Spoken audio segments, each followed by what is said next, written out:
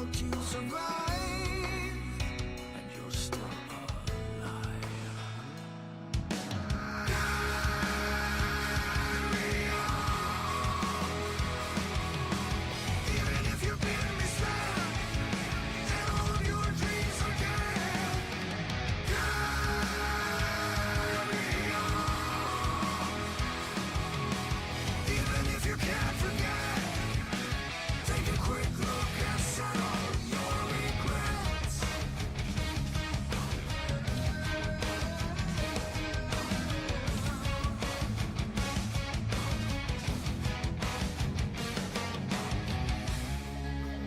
Laying out the bricks now, as if you need a wall to stop the fall. Your bones are not even broken yet, so push yourself through without your regrets. Carry on.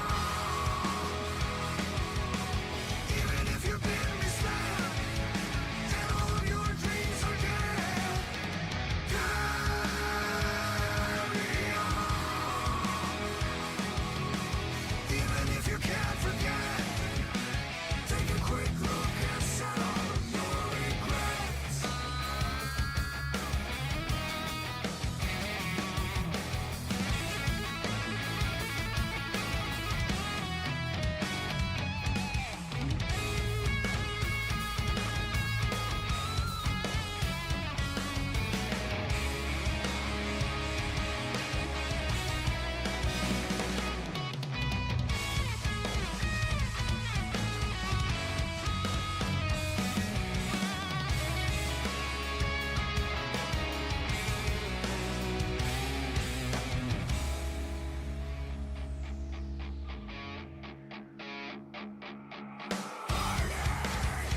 Blood pouring down my heart.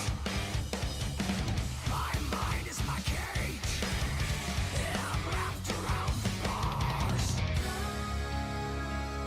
Carry on. And even if you've been misled and all of your dreams are dead. Carry on. Even if you can't forget, take a quick look and settle your regrets.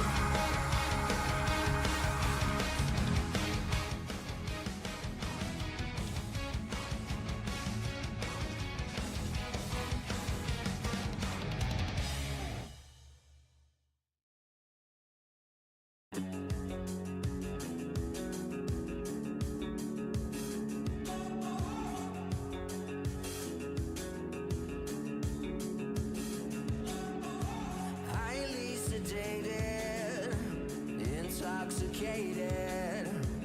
We're automated and overpopulated. We're all fish in a stream, swimming towards a vicious dream. Don't you know we're the walking dead, dead? Our lives were meant to be this bleak. Somehow they got into our heads. We're wide awake, yet still asleep. We're the walking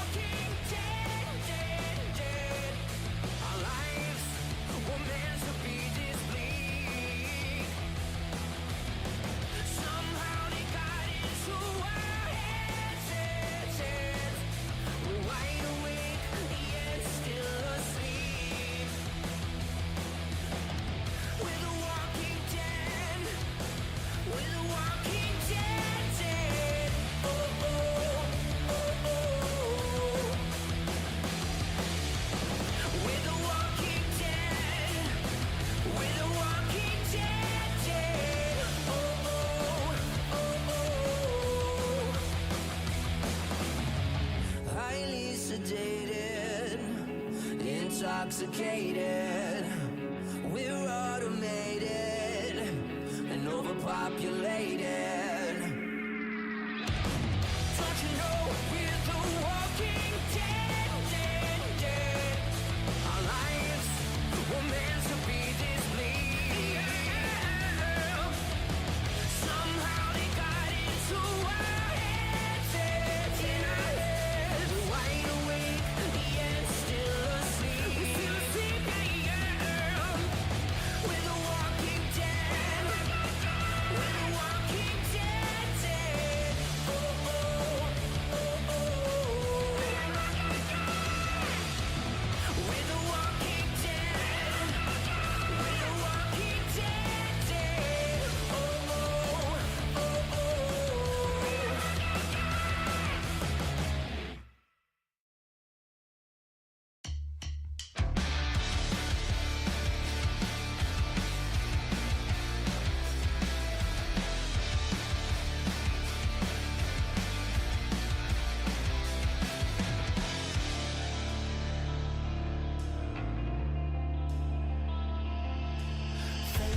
Fading slowly into the silent night, an endless fall, like cuts from 1,000 knives. I hear you call, but I'm still stumbling in the dark, a silent howl as I dissolve into your arms. I waited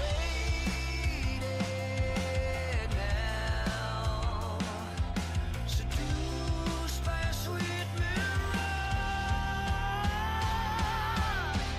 We could live or we could stay, stay wide awake.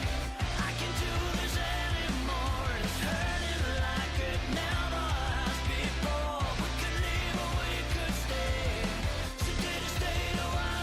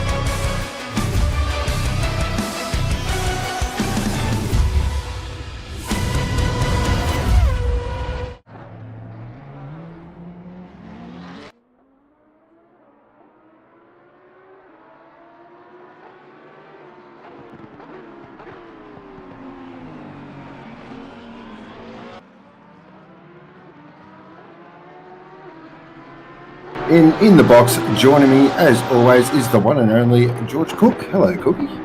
G'day, mate. How's it going? I'm well. How are you on this beautiful Thursday evening? Pretty good. I'm really looking forward to a good race today. It's going to be action-packed. We've got an interesting format today, which is 2 qualifyings and 2 30-minute races. That's going to be fun. Going to be a lot of fun, and this track is an absolute beauty. It's a real classics style, old school circuit. I've got some great facts to bring you throughout the evening as well. Big welcome to all our viewers. I hope you are having a wonderful evening, and more importantly, go the Matildas. Oh, you had to just bring it up, didn't you? Yeah. Nonetheless, well, we'll give them a bit of a shout out today. Good luck to them. But yeah, no, we've got 4.3 kilometers of racing around the circuit today. It's going to be 30 minutes per race. I'm really looking forward to it. It's a very technical track. The Formula One's just been here last week. We had a very exciting race for McLaren. Go McLaren. It was a very exciting race. If you take Max out of it, it was a great race. Yeah, we usually do that this year, though, don't we? Exactly. So, as George mentioned there, we do have 2 30-minute races this evening with 2 12-minute qualifying sessions. As we saw last night, those who were watching, plenty of drama and action at this track. It's really hard to pass, very difficult to really make ends meet. So qualifying is crucial around here, and qualifying is currently underway at the moment. So drivers are just warming their tyres, getting ready to unleash around this fantastic little racetrack. Yeah, 12 minutes of qualifying this time. Usually we're at 15 minutes for the Sprint Series races. They're usually about an hour in length or more, 60 or 70 minutes. But today, 12 minutes per qualifying session, and there is no reverse grid, nothing like that happening. It's a fresh qualifying for the second race. And of course, we'll be bringing you all the live action from our track. And on board at the moment with Kale. He was a strong competitor last time out. Of course, we were at Silverstone last time out, last week. And Kale was doing pretty well, but struggling with the Lambo. I'm going to be very interested to see how these MR cars do around Hungaroring. They should be strong. They're quite strong around here. For those who didn't know, the McLaren also got a bit of a hit with the nerve stick today, but from what I'm hearing, it doesn't affect it around here too much. So, but we're seeing a really close race for all of these Porsches, Lamborghinis, McLarens, Ferraris. It is a bit of an MR party. And of course, then we've got Thistleweight down there in the front rear, big bad Merc. Yeah, critical sector today is going to be Sector 2 and Sector 3, how you deal with that. There's a lot of time to be gained in Sector 1 as well, but Sector 2 is the critical one because there's lots of really tight, complicated turns. Flowing sector, it really is. You've got to make sure you get the first corner right, you've got to get the chicane right, otherwise you're going to compromise yourself all the way in, and so far looks like we've had some pretty good runs through there. Yeah, definitely, and we've got a green track at the moment, and this track is easily the most slipperiest in ACC. It does feel like you're driving on space savers on a snowy road, so it's really important to just really minimise wheel spin and just be really gentle on your steering inputs and throttle inputs as well. Yeah, this track seems to typify the slow in, fast out approach, and yeah, the slower you feel you're going, the faster you probably are on the track. It's got that sort of feeling to it, really.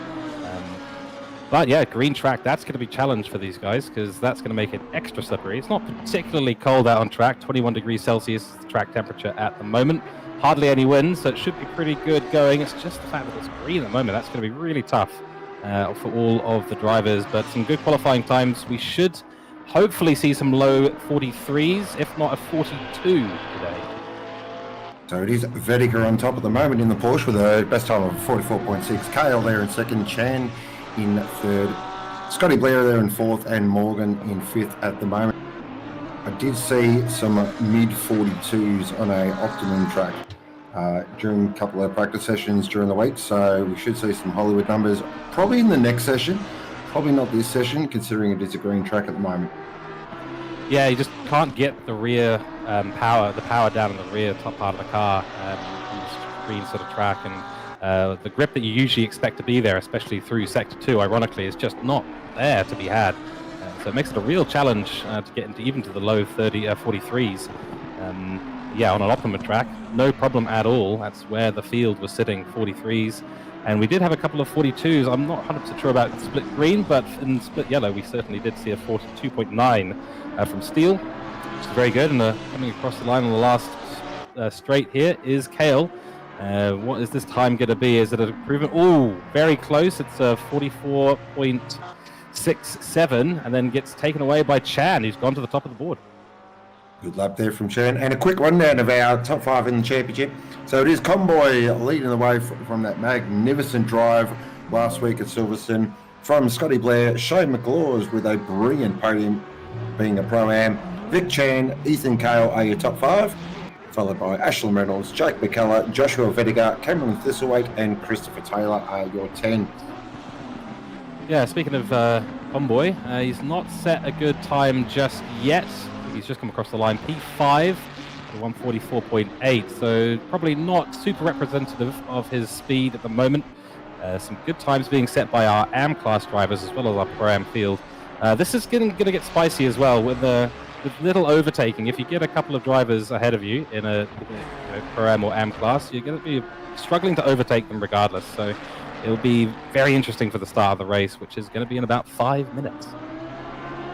Also, this track has a very tricky turn 1. We saw last night as well, those who are watching, we saw 4 wide in some instances, which is not the recommended method I've heard.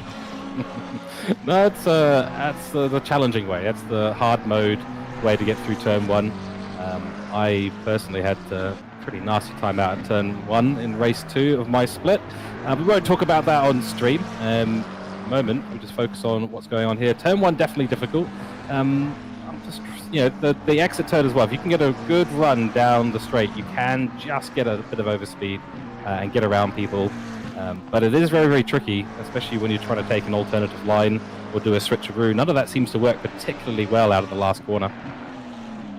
Nice. Convoy is a 0.2 up on his best lap at the moment, so this might move him up a couple of positions, maybe into that top 3, top 4 position.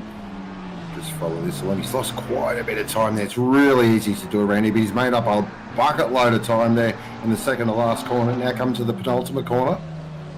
Again, another really tricky corner. It just feels like it goes on forever. Then he gets the power down. This might go straight to the top of the timesheets here for Convoy. It'd be very close. He goes into third. Nice lap.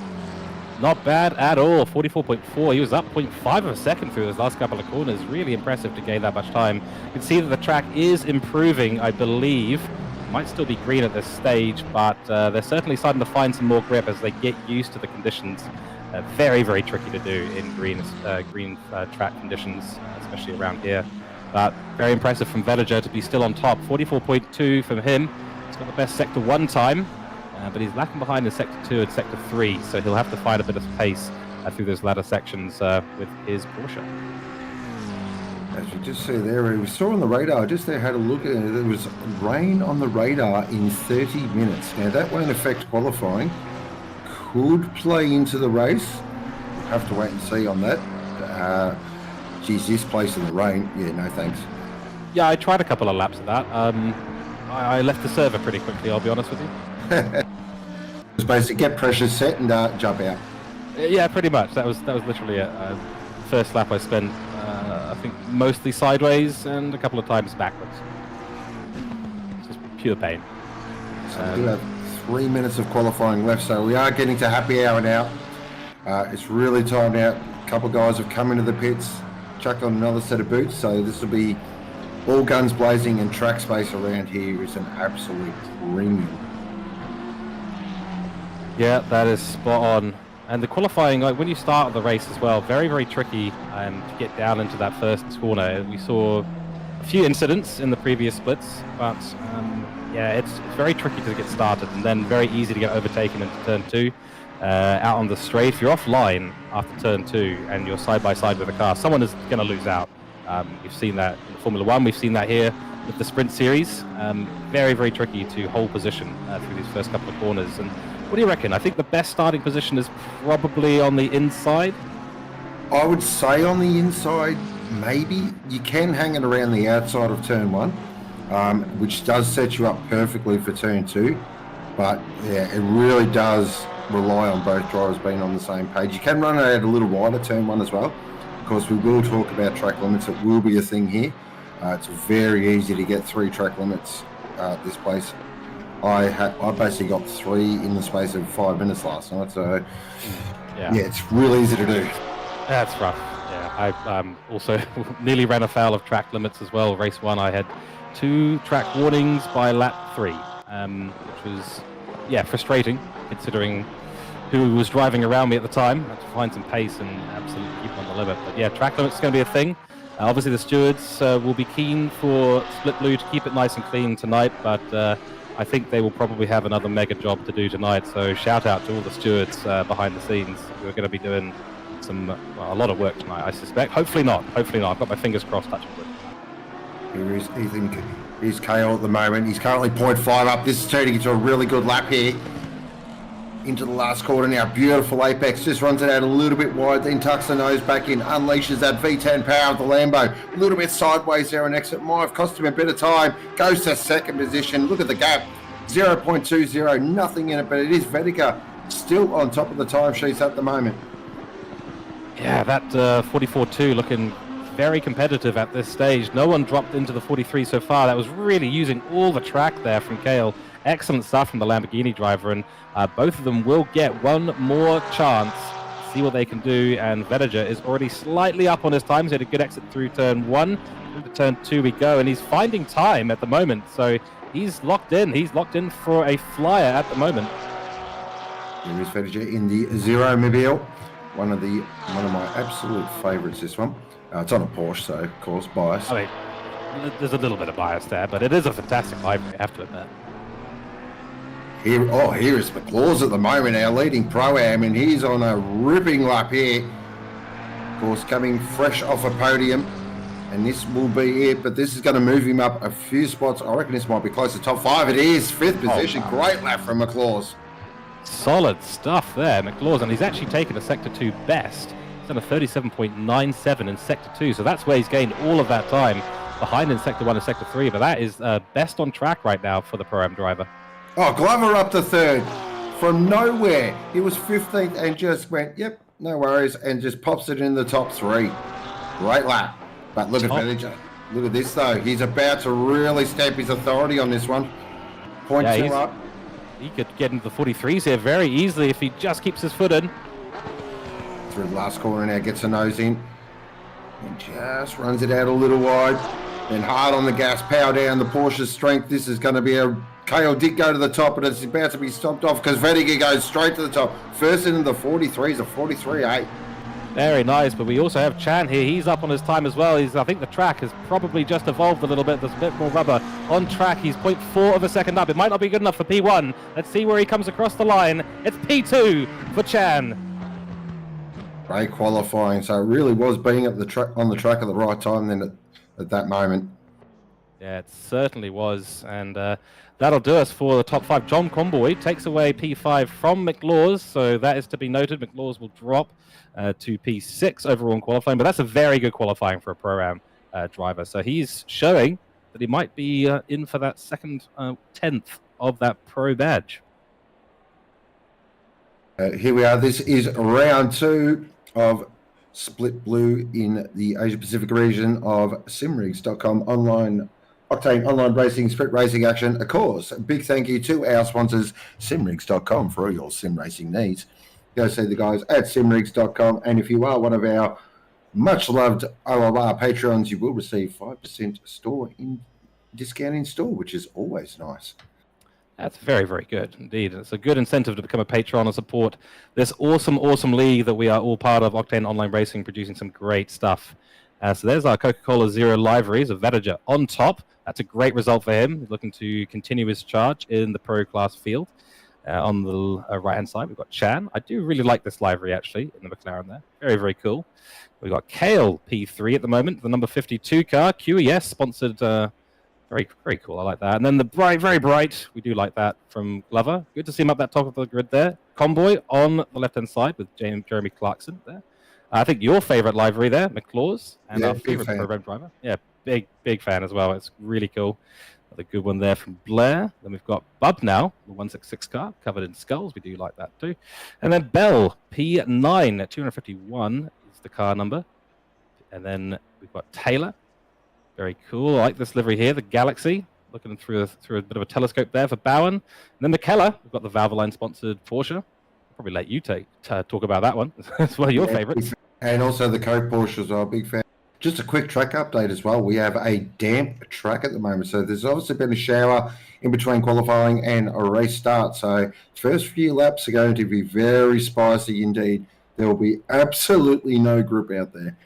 Yeah, that's pretty much as it's on the limit there for slick tires being damp. No rain forecast in the next 30 minutes, but that is going to make it a very, very interesting little start. It will indeed. Crikey, all right, some good liveries coming through here. Oh, yes, the Midas touch. That is cool. Hats off to whoever made that one. That is fantastic stuff. And then we got the 55 car there. We've got the 27 of Marsh on the side here. I actually know that his father is actually watching today, so shout out to Mr. Marsh. And some lovely liveries here down the back of the grid. Fantastic stuff from everyone. Tell you what, we've got a pretty stacked grid in this one as well. There is quite a few cars on this grid at the moment. So again, that's going to make it really interesting down in the T1. Look at that grid. Wow. That's 35 cars there that we're looking at right now.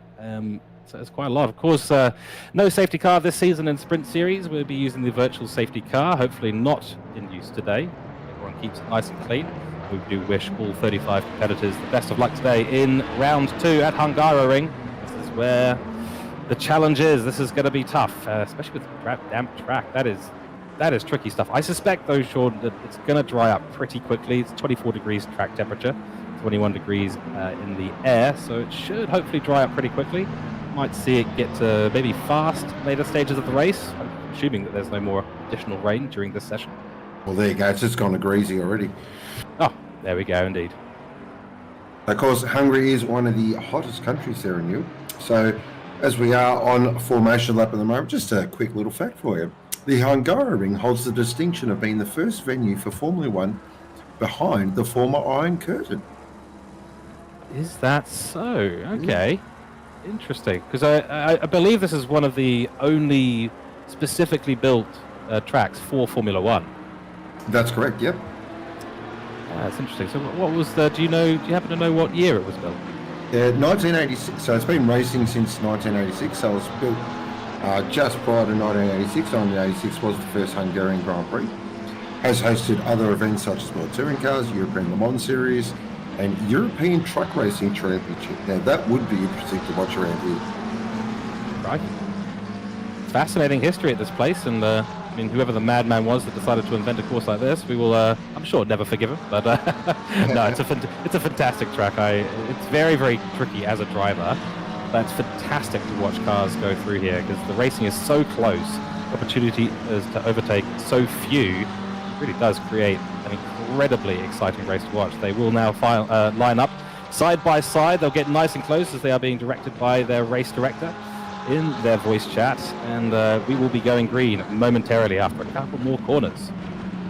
So there was a bit of a, not warning, but a bit of a notification from the stewards last night that must pass your grid boxes. We did see a couple of starts last night where a couple of drivers were not, so you must drive through your grid box prior to the start line. Here we go, round 2, split blue. Simrigs.com, Octane Online Racing Sprint Series about to get underway. This is race 1 from Hungaroring. It's going to be Vettiger from Chan, Kale, Glover, Convoy, who are going to fire off into turn 1, and we are racing and underway. And it looks like a very clean start. Everyone looks like they've lined up really well. They're going to try and go 3 wide. Vettiger's on the inside, Chan in the middle. Oh, look at that, Kale and Chan, a little touch there. Convoy's trying to sneak up the inside. But a very clean start here from Split Blues. They fire down towards turn 2. Solid stuff. Good start from everyone. There's hardly any grip out there, so really impressive to see that no one has decided to dive. I just see quite a big split between the rear of the field and the middle of the field, so I don't know quite what happened there. Maybe a bit of a miscommunication in the comms. Very wide is that someone, and then we've got Lawrence here spun in the Midas livery there. A little bit of contact there between Glover and Bell. But they get through turn 4 just okay. So it is right at the top. We've got, I think the grids are still switching around a little bit at the moment, so can't give you exactly who's in the top. But looks like a good start from everyone so far. Vettiger still leads away from Kale, Convoy, Chan, Blair. So all our big players, all our big hitters are up the front. This is what we expected in Split Blue.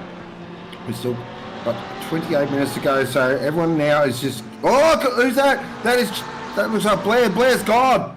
Was that Blair? Looked like Blair. I'm pretty sure it is Blair. He's off the track, so that is a huge moment there. One of our contenders has had a moment, got a little bit too much on the gas and just spun it around. Super unlucky there. Yes, I do believe that was Blair indeed. Everyone else still continuing, and positions gained at the moment. Convoy and Blair were the big winners. Sorry, it's Chan. My mistake. That's even bigger news. That's championship changing stuff right there. So early on in the season, have a moment like that right to the back of the field. So he's going to have to get the head down and absolutely drive through the field. He'll have another opportunity, of course, in race 2, but it does matter. Race 1. So that is a massive, massive consequential issue, and it's just not taking the time to take care with the accelerator. It can be, unfortunately, exactly what causes those kinds of issues in Sector 2 as well. Just painful. Convoy looking to find a move. He's got Kale ahead of him. He's going to look up the inside. That's a scary move there. Doesn't really make it work. He should probably give that position back. That's a little bit of a send. That did look a little sendy, so I'm sure that that will be very much looked at. But sometimes he's got to get the head down, keep driving. Don't worry about what the stewards will do. Just get the head down, keep trucking on forward. But Vediger is out to 1.8 seconds. What an opening lap. He has got that Porsche absolutely hooked up at the moment. Spot on. Yeah, and in greasy conditions as well. It is very impressive. Obviously, we've had spin from Chan, who was right up there, I believe, in P2. So maybe explains a little bit of the gap. And then obviously Convoy now. The big winners at the moment, 5 positions gained for Thistlewaite. Huare down in P21 gained 6. And then Cafaro in P25 gained 7, as well as Scanlon. So some big winners on the grid overall, but a few who've lost a lot, like Lawrence, who's right down the back at the end of the grid now, unfortunately. But on board at the moment with Convoy, who's... Whoa, that was a moment out of turn 11. Wow. Lucky to hold on to that, really on the slide, caught the slide well. That is very easy to fire that straight into the fence. Yeah, and he nearly did. All the curbs at the moment will still be pretty much a no-go zone. You don't really want to run it too wide. And you see Glover doing exactly that. He's under a lot of pressure from Bell behind him. Very close on lap times, these two at the moment. He's going to try and go defensive. It's what you have to do down to turn 1. Does open up the outside line. And Bell does think twice about that. It's going to try a switcheroo, but there's such a short straight here between turn 1 and turn 2. It doesn't really work. And Bell nearly has a moment as well. Yeah, you've got to be really careful. The curbs are okay. But anything outside the curb, you're not going to have a fun time. Here we go. So, watching 2 Porsches go out here, Glover and Bell. Glover in that very dull yellow Porsche there. Can't see it. Can't see it. Yeah. So dull.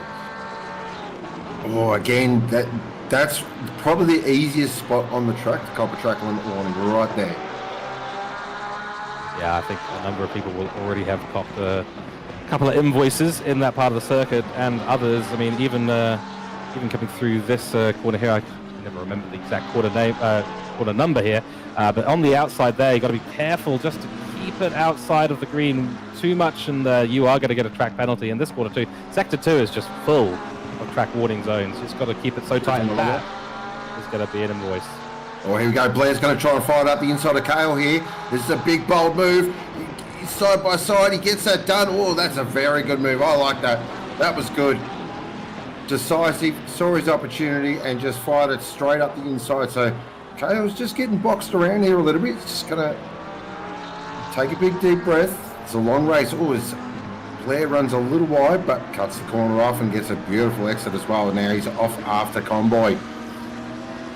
The track condition is now green, so they are going to start finding a lot more grip out there, and this will introduce some pretty close racing, I suspect. You're right, Mikhail seems to have just been getting swallowed up by the grid a little bit, just not able to find a way to get the power down in that Lamborghini.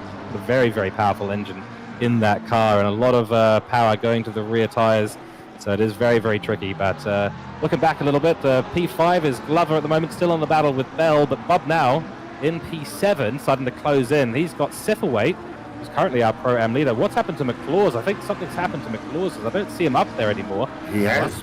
Yeah. Just about to mention that McLaws has disappeared off the track, so we'll have to wait to find out what's happened here. But this gap's actually closed up, so we've got Bubnow and Taylor's there. There is McLaws down there in 24th position, so he's obviously had a moment. Yeah, he must have had a big moment there, and yeah, unfortunately the chaos sometimes ensues and we don't necessarily catch it on camera, but unfortunately for McLaws, he was running up there in P5 originally. I wonder if we saw that Chan went for a spin. I wonder if something happened around the same time. Nonetheless, Thistlewaite currently leading Pro-Am with McKellar, who's in the hunt at the moment. Morgan's in P10 at the moment. And then we've got A. Vediger, brother of J. Vediger, who's currently leading the race, in the 175 car in P12 currently. And we've got our first penalty coming in. It's a 15-second penalty for car 27 causing a collision. First slap on the wrist there from the stewards. They are probably collecting their pens already. Hopefully not too much around the grid.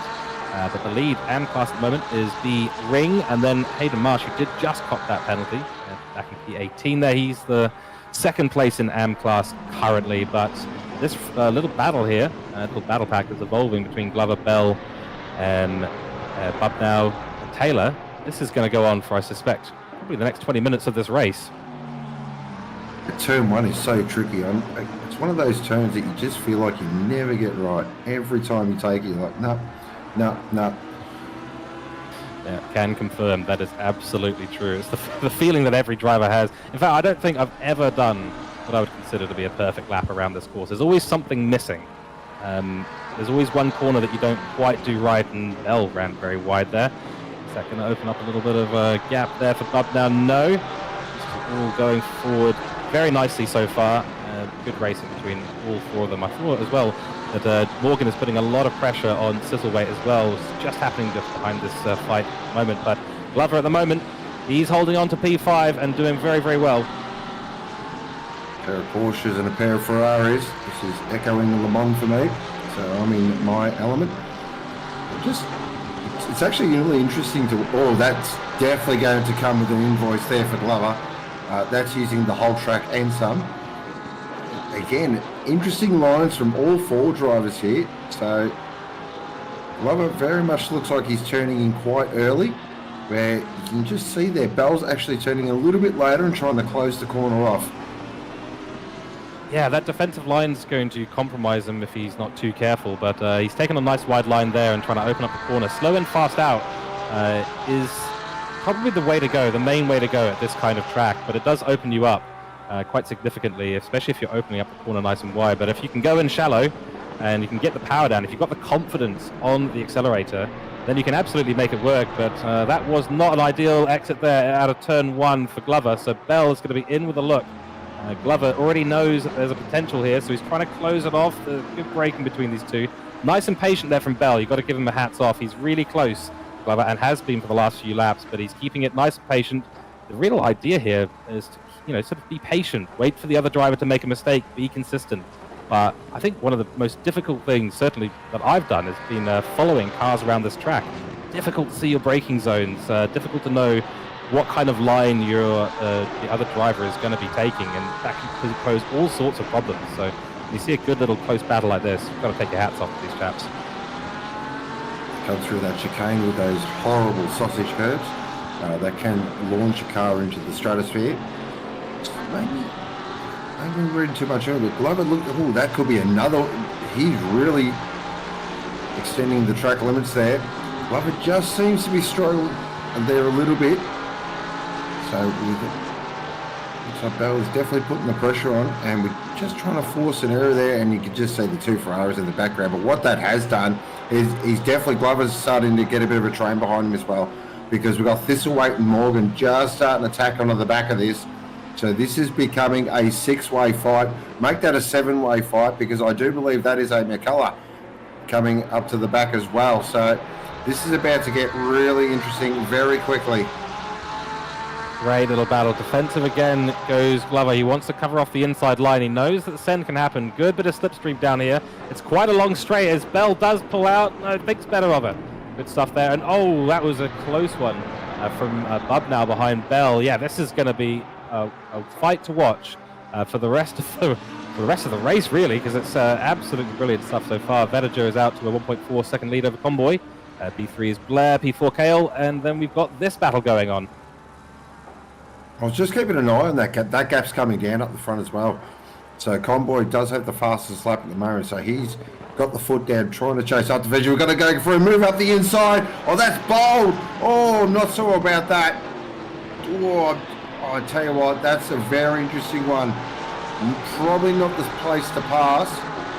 But, oh, gee, Bubnow really gave it a go, gave it a crack and just went, I'm going for it. So, I'm not too sure.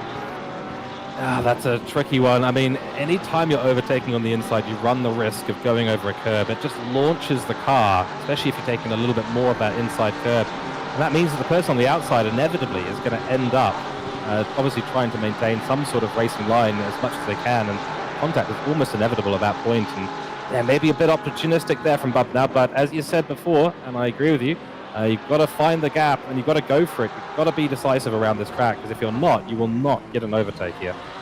So looking back there, I was just about to mention that. Thank you, cameraman, as well. Thistleweight in the big Merc is actually really racy here. It's actually working on the back of Taylor quite well, and the Merc's not a car you'd probably associate. No, big, heavy FR car. No, especially with the rear as well. It's just it's very impressive here from Thistleweight. Great stuff, and of course he is leading AM class, so great to see these AM class drivers up there at the top of the grid, challenging the pros, keeping them honest as much as possible. But really, really good stuff. And Morgan's been hunting down Thistleweight as well, so Porsche on board with Morgan at the moment. Listen to that glorious flat six, 9,000 RPM, the best sounding car in the game. Don't at me. Oh well, we'll leave that argument to another day, shall we? Oh, it takes a lot of curb there as well. You just see he's really confident with the package underneath him, so he can take the lines that he wants. This way just struggled there a little bit. Back on board with Chris Taylor. Look at this battle up in front. Is that Bubnow going around the outside? It was. Bubnow around the outside of Glover there at the chicane. What a move. Fantastic move. Oh, no, there's been contact between Bell and Glover. And Glover's gone. Yeah, Glover's gone round. He's got to get that car started again. A safe rejoin. Yeah, he's found a gap. Good stuff. Oh dear, oh dear. Yeah, that has not gone well at all. I'm not sure if that was even that opportunistic of a move. It's just they ended up just coming together. Oh, Glover, after round one that he probably would like to forget, round two has not started off well either. So he's going to have to just bit of damage limitation and then fire up for race two. We have a 5-second penalty for car 16. I'll make that 10 seconds. Yes, Oh, so causing a collision. I'll find out exactly who that is on the grid. That is Sebi down in P27. So a little bit of action going on down the back of the grid. In fact, there is a pretty close battle happening back there. But this is the battle we want to keep an eye on. Bell has once again he's run pretty wide there, which is what you're supposed to do. But Taylor is looking opportunistic. Will he try and do something on the inside? No. Patience is a virtue here. Patience very much is a virtue here. Yes, as I learned very harshly yesterday. We won't talk about that. At the moment, some good lap times being set around the grid. So I'll give you guys a quick update. At the moment, what I can see is the best time on the grid is still with Convoy, 44.155. He's fastest in Sector 2 at the moment, and then Vedager has him beat in Sector 1 and Sector 3, but it's had a pretty average time in Sector 2. So I do wonder if these, with the track now still being green, and we did have the track go green with a few laps ago, they're all trying to get themselves back up to speed and trying to find that limit, which is very, very tricky.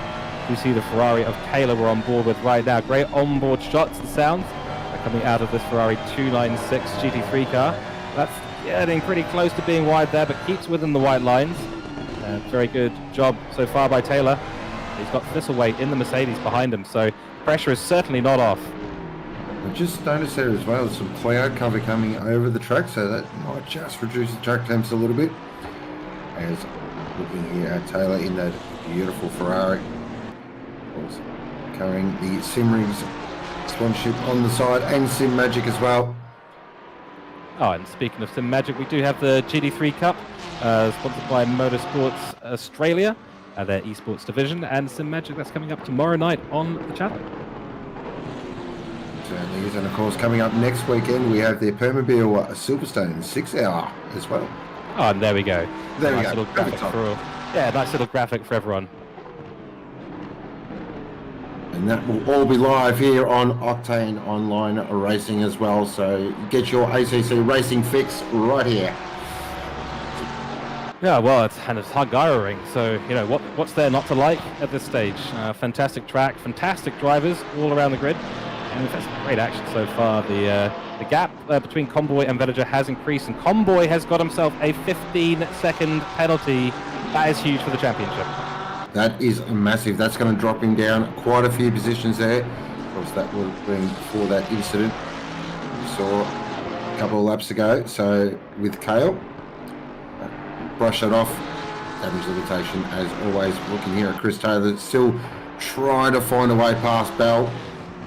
Just cannot. There's nowhere really to find it. Just means it got dark really quickly. It did suddenly get very dark, so that cloud cover is coming rapidly, and that is definitely going to affect the track temperature. It's still holding stable at 24 degrees at the moment. There's absolutely no wind on circuit, so that cloud cover is not going to go away anytime soon. Yes, there we go. We're seeing it now. There is cloud for the next 30 minutes. But I love cloud. I love a bit of cloud myself. There's cloud here where I'm currently living. But for racing, it's good for tyre temperatures, not necessarily good for grip. This battle's actually turning into a bit of a classic. So it is Bubnet. Oh, look at that. Taylor's trying to go up the inside, shows the nose. Thinks better of it, tucks the nose back in. And he's just letting Bell know, look, I'm here, and if you make a slight error, I am going to fire it straight up. I think that's one of the keys to the racecraft at this track is how do you enforce or force an unforced error from your opponent, and that is one really good way of doing it. When you get a car that's looking like it's going to dive up the inside, you do tend to take a slightly wider line into the corner, so that could compromise the exit. And you know, turn 1, turn 2, probably one of the only decent overtaking places. We've seen some great overtakes in slightly unorthodox areas, but actually interestingly, all the headlights of the cars now being required to be turned on. There's enough cloud cover and they've got the headlights on. Well, there you go. And another interesting development here is that the track is now at fast conditions. So this is only the second time we've had fast conditions in this lobby at this stage. We might get to optimum temperatures at this track grip at this stage if we're not too unlucky. 11 minutes left in race 1. So just checking back up the front, it is Venager who's got out to a 4-second lead. So he's looking very comfortable at the moment. Really hasn't put a foot wrong. Brilliant qualifying. Brilliant lap 1. Got himself a gap, and he really hasn't been headed ever since. Convoy did try to mount a little charge there, but he just decided, no, that's it. I'm going to drop the hammer right now. And he is long gone. Convoy there in second position, of course, carrying a 15-second invoice. So that will drop him down the order. And third position is Scotty Blair. They're our top 3 at the moment. Our leading pro-am is Cameron Thistlethwaite. They're in 8th position. McKellar and Vegiga are your 2nd and 3rd. And our leading am at the moment is Ring from Marsh. There is Scotty Blair at the moment. That's good stuff from Scott at the moment. I have to admit, hats off to Thistlethwaite. He's the only FR car out there that is just completely sandwiched by MR cars, which, that was over track limits, I believe. So Blair will pick up a track warning for that, as far as I'm aware. As a quick note as well, we had Chan. He's decided to go into the pits. He's obviously got enough mechanical trouble with the car that he's decided to stick it in the pits and leave it there. Same with Penfold, who I don't actually believe got off the starting grid. Now, I believe, yeah, I did see that on the formation lap. It looked like it just stopped. So, not too sure what happened there. We'll have to, of course, get a debrief on that after race 1. Kale, he's working on the back of Blair here. Doesn't look like he's making too much ground. He's putting the pressure on, but not right up the rear wing of that McLaren Evo. Or the McEvo, as I believe it's been dubbed now. Oh, that's a great little nickname. I didn't know that. McEvo. Yeah, okay, I'm going to use that from now on. That's fantastic. But yeah, though, Kale is taking the opportunity to be in the slipstream, and that's always going to help. Saves a bit of your fuel as well. Not that you really need to on a race like this. It's so short. I mean, you just snap 50 litres in and get it out on track, really. 47 if you want to be precise. Yeah, pretty much. I think I ended up with a few too many litres at the end of the race last time out, so yeah, probably makes sense. The lighter you can make the car, the better it's going to feel. It's going to feel much more like it's a qualifying setup. Some of these chaps here will have different setups for their qualifying rounds than they do the race. Some will have a setup that they use for both. It becomes pretty interesting in terms of setup around here. I suspect there's lots of anti-roll bars being cranked up and big high wing setups too. Yeah, max wing around here is pretty much the way to go. I haven't really heard anyone running anything else but max wing. Very much roll bars as well. Again, this is the great thing about GT3 racing is every single one of these cars responds to a different setup change completely differently. With the Lambo, I'm still learning it. I'm finding with the Lambo as well, it does like a really, really stiff rear end. We sort of get the best out of it. Of course, the stock Lambo understeers like an old XD Falcon. It's absolutely... Oh, Thistlewaite has a huge moment there. Caught the slide beautifully, but that was a big moment. That was heart-in-the-mouth stuff. Sure was, and it's a good point about the Lambo. I think this Mercedes, because it's so heavy on the rear, I mean, it's got so much power there. The engine's right in the front. The rear likes to step out quite a lot, so yeah, I'm not quite sure what you do with the Mercedes. I'm not as experienced as yourself, Sean, and certainly not as experienced as the others on the grid in terms of tuning, but I got told early on by one Megan D that cranking the ARBs on the McLaren will make it drive properly, and that has worked so far, so that's what I do on my McLaren.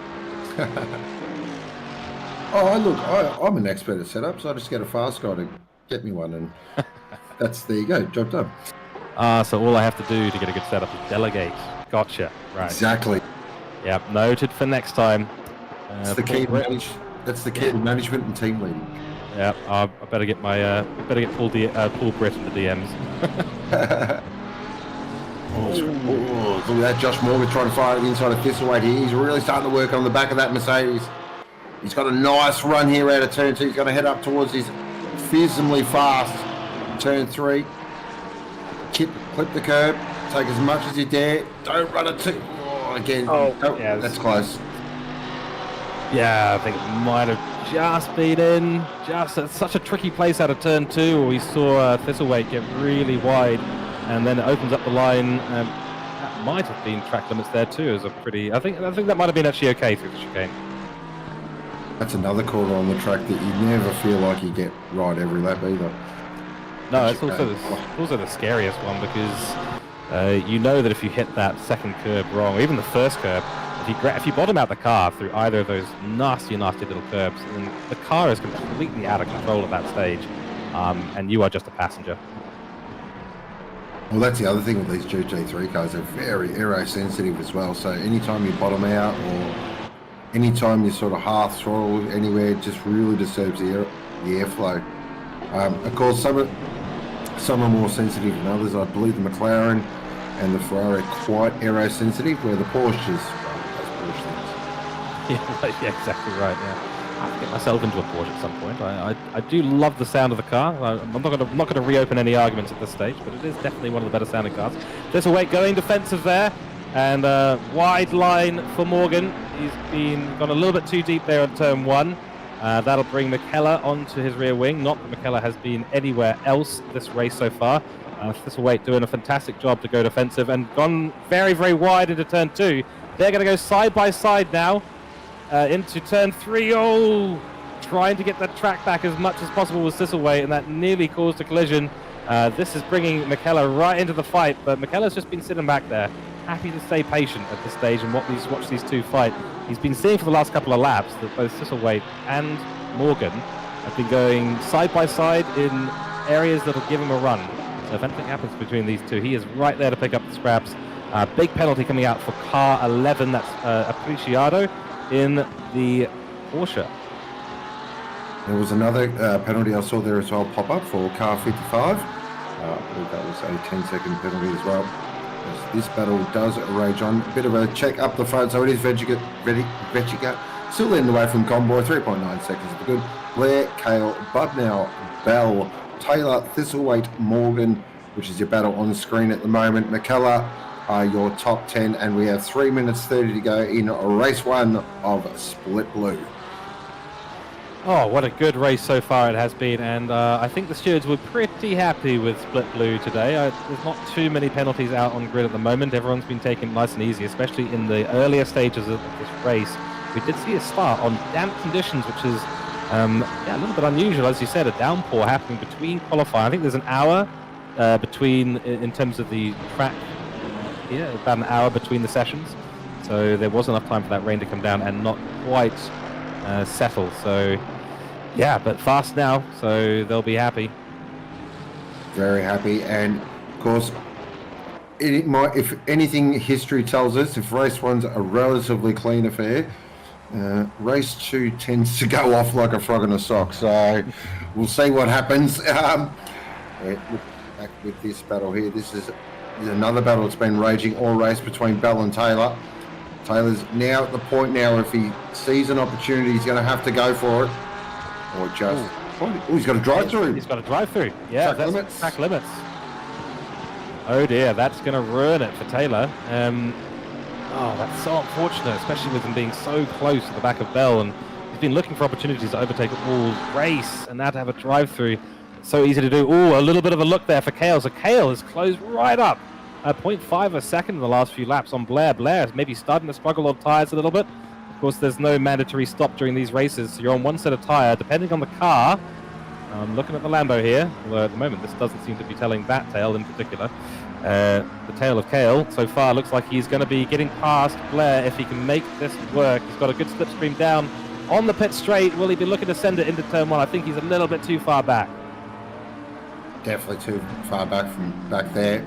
But with a minute 40 to go, we probably, this might be the lap. No, we'll get another lap after this. So now it's time for Kale. This is where you've got to really think about what you're going to do. So work out where you're strong, work out where your opponent is weak, and just bide your time and wait for that moment. And of course, in OOR, of course, we have the overlap rule. So if there is an overlap, track room must be given. So of course, hopefully though, if it is going to be a pass, it is nice and clean, like a baby's bottle. That's right. Nice and smooth. So the way that we like it here in OOR, some blue flag traffic getting nicely out of the way. Very smooth as well. Yeah, to our mantra. Penalty there for car 18. 15-second penalty for causing a collision. That's further down the grid. No, that's car 18 is Taylor. So Taylor has been given a penalty as well as having his drive-through. Oh dear. Ouch. Yeah, that stings big time. Track limit drive-through, I believe, stays as a drive-through, does it not? I believe it does stay as a drive. I always get these rules. I believe it stays as a drive-through, but if you don't take it, it's a 30-second penalty. Yes, I think. No, that sounds right. That does sound right. Yeah. So Taylor will have to come into the pits. Wide goes Blair. Is he looking to maybe maximize the speed on the straight? No, he's just stayed wide, so he's had a bad run there. And this now is potential overtake territory for Kale. Got the power down reasonably well. He's in the slipstream. 0.2 is the gap. Oh, it's going to be a close one. It'll be a big send if he does send it. He's going to look on the inside. Can't make anything happen, but Blair is going to be very worried now. Last lap of this race. The white flag is out on track. And Kale is all over the back of Blair. So maybe the last part, maybe the sector 3, that's where Kale's got to look for that overtake. Goes very deep, though, into turn 2. That's going to compromise him a little bit on the exit. Yeah, he's fallen back. That's a big fallback. That might be all she wrote there, as the sun looks like it's coming out of this weather. I can't pick this weather, seriously. It's all over the place. But it is going to be Vertigo who's up the front at the moment. He's going to take the race victory with a absolute stunning drive This has been quite flawless from Joshua Vediger in that Coke Zero Porsche really hasn't put a foot wrong, as I've been saying. Perfect qualifying, perfect lap one. Back to this battle between Kale and Blair, because this is raging still. Couple of corners left here for Kale to try and make an opportunity. So flick it through this quite tricky section of the track. Important not to take too much inside curb. Don't run it too wide. If you've got some go fast tokens, now it's time to use them. Into the third last corner. And he's got the second last corner to go. That will be his final opportunity, but I think Blair's done enough to hold on. That will be a net second position as well. So a great drive from Scotty Blair. But it is going to be Vediger who takes the win. Great drive. Second position on track is Combo, but he will drop down the order due to that 15-second penalty. But it is going to be Scotty Blair that holds on for second. And Ethan Kale is going to get third position. That is race one. Great race there, nice and clean from the majority of the participants, and Kayla has served that drive-through. He'll drop to P21 with a 15-second penalty. That's Bub now, P5 for him, but that, I'm trying to do the math here. I don't think that'll get him ahead of Comboys, so he'll take P5, then Bell across the line there for P6, and then our lead Pro-Am, Sizzlewaite has done it. He's held off Morgan all the way to the end. Well done, P7 for him overall, and then P8 Morgan, P9 McKellar, just come across the line, and then in P10, rounding out your top 10 tonight, is going to be Vettiger, followed by Lewis in P11. And Glover, Parkin, McClaws, Penfold, Ring, who is our top AM, and then Appreciato, Wood, Marsh, Taylor, Bowen, and Thomas. But of course, they are provisional with all those penalties yet to be applied.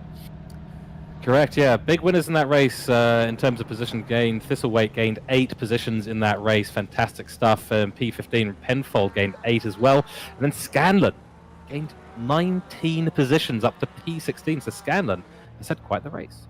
I think we can have a driver of the day there. I think up 19 positions. That's a fair effort.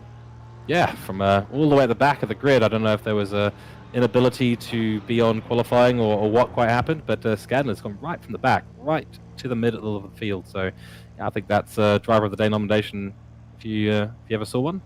Although at the same time, quite the drive from a lot of people around the grid actually. So, but it is of course only race one. We're back into qualifying immediately now for another 12 minutes.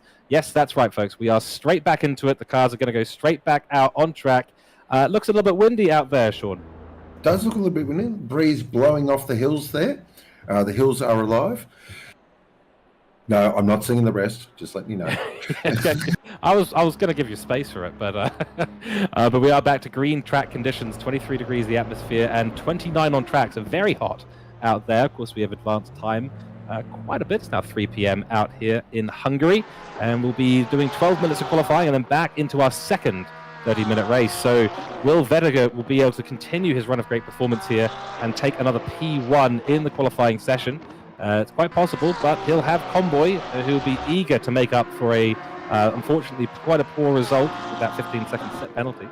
Or will it be Blair or Kale? So we've got a great little shootout for the top 3 or 4 positions here in this qualifying too. Great format here, actually. I like these shorter races at Hungaroring. Look, I don't mind them. I'm not going to say I'm a massive fan of them, but I don't mind them. They definitely throw up I definitely like the dual qualifying format. I think that's really good. The green track is something I actually really enjoy. I might be a bit the saddest, but I find the green track just really challenges you, which is awesome. So that's sort of one thing I definitely enjoy. And the track is green, as you can see at the moment, with some cloud cover as well.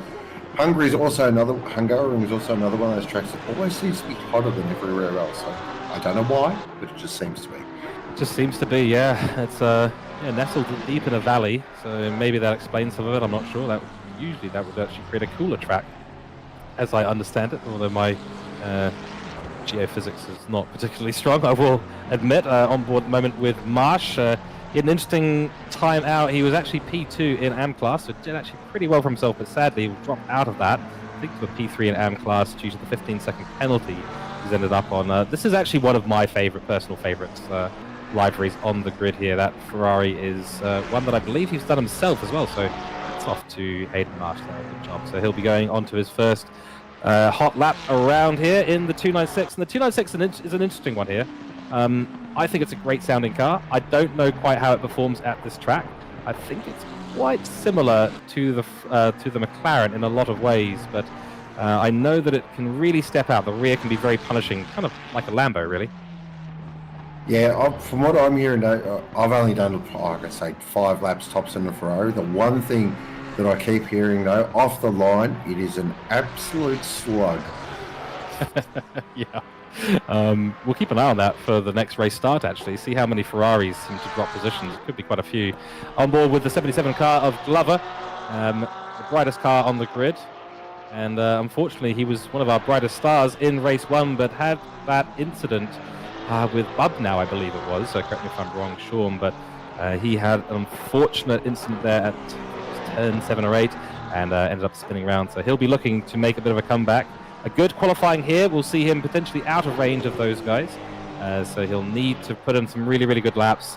Track is still green, very hot though, so there should be plenty of grip available. I like what you said about the green track, it being a fun, challenging environment. It's good to be challenged, but we don't like to be challenged like it is in the wet. So green's a nice balance between really, really fast and really, really horrendous. Yeah, I'm a bit of both, actually. As it's getting our times coming now, as Vertigo's business as usual there for Vertigo. A 44.5, if you don't mind. Yep, straight to the top. Chan, Glover puts in a good lap. Bub now, Morgan are currently a top 5 there at the moment. Yeah, I actually enjoy the wet. Not flooded, but I actually enjoy the wet. Mixed conditions is actually my personal favourite on ACC. I absolutely love mixed conditions. Probably some of my best drives have been in mixed conditions, so that's where sort of I'm at. I like the car slipping around a little bit, and I like, taking lines that are slightly different than the normal traditional dry line. So yeah, that's definitely where I'm at in terms of conditions. Mixed conditions, beautiful. Oh, I think that's a fair call, and anyone who plays ACC is in for a challenge. So we're all suckers for punishment, really, aren't we? But that's why it makes such a fantastic game as well. I mean, I personally, I love to be fast on an optimum track, and that was a nice line through there, taking all of the track. This Glover, yeah, very good stuff. I was going to say, he's putting in a really nice lap here, Sean Glover. So he's currently 0.5 up on his best here at the moment. Takes a beautiful wide line, sweeps the nose in, tucks it nice and tight, and then powers down, unleashes that flat 6. You can see the rear end just skipping around a little bit, standard Porsche things. He's made up a lot of time here. This is turning into a ripping lap here from Sean Glover. This is going to go close to the top right, second position. But as that was happening, Convoy's just dropped in a 44.3 as well. So he's fired up after a tricky race 1. Chan goes to the top. He's into the 43s. 43.8, that's a stonking time. Yeah, that's brilliant, especially for a green track. I mean, that would be the equivalent of a 42 in optimum conditions. I did see Chen drop a 42.6 the other day. Oh, did he? These guys who are dropping 42s, that is unbelievable. I was very fortunate, Sean. I managed to drop a 43.1. I could never find the elusive 42, and I know why. It's because these guys are so fast and so consistent and so good, and that's what you need to be. You've got to have the talent, the skill, the reaction time, put in 42s, and yeah, that is something elusive to me, but these guys are just absolutely on a Chan. Brilliant lap there in these conditions. I mean, as you were saying, the green track here, it's a mixed condition. You've got very, very little grip, and to be finding a way to put the power down in these conditions is really impressive. Extremely impressive. So, look at that, Vertigo's come in, so he's coming for a set of boots, so he's going to put a fresh set of tyres on with 5 minutes to go and try and see if he can find 0.7. That's quite a margin as well. That's not a small margin around here. No, that's absolutely massive. He is in the pits at the moment, so he'll come out with a fresh set of tyres and a fresh set of fuel. Most of these guys will be running very, very low fuel setups. So those of you who aren't familiar with ACC, for qualifying, you run very, very little fuel. You want the car to be as light as possible. Just a little information about the sector times here. So at the moment, Sector 2 and Sector 3 go to Chan, but it is actually Morgan who set the best Sector 1 time. So Morgan may fly up the grid a little bit far. We will see. He's currently in P6, doing pretty well. And interestingly here, we've got an AM-class driver up in P5 from Bowen. It's a great lap from Bowen. Really great lap. Here's Convoy at the moment, 0.3 up on his best lap. So it might not be enough to nag that position there from... Oh, he's made up a lot of time through the last quarter. Wow. That was a beautiful final turn here from Convoy, our championship leader. Is he going to go to the top? No, he just misses out. 0.40 in it. It was, the technical term is sweet bugger all. Yes, that's right. Oh, that is so close.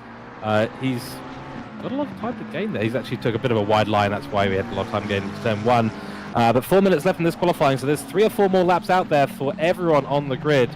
And yeah, we cannot underestimate the importance of qualifying here. We saw everyone in the chat will have seen as well, who's watching live with us today, will have seen how difficult it is to overtake. And if you overtake in the wrong spot, you are risking a penalty. You're risking running wide, as well as we do see Convoy fly off the corner there at turn 4. That's not the right line, mate. You can't park there. I think Convoy here will just put the cue on the rack, just wind it down and then recharge for another run. So in terms of laps, you can probably do 4 around here. I got 4 out last night. You can do around 4 laps, 4 flies. So the tyres seem to hold on pretty well for that long, but probably that 5th lap, they do start to drop off. Here is Bowen at the moment, currently in 6th position, leading in. That's a great lap so far.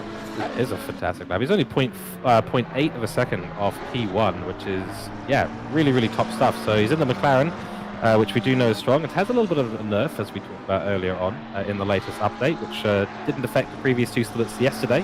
But for all the drivers here, I don't think, as you said, it won't make a big difference at this track in particular. But the 17 car has put in a fantastic little time there. I like the Hubble imagery on the side there, and the lack of any real sort of patterns.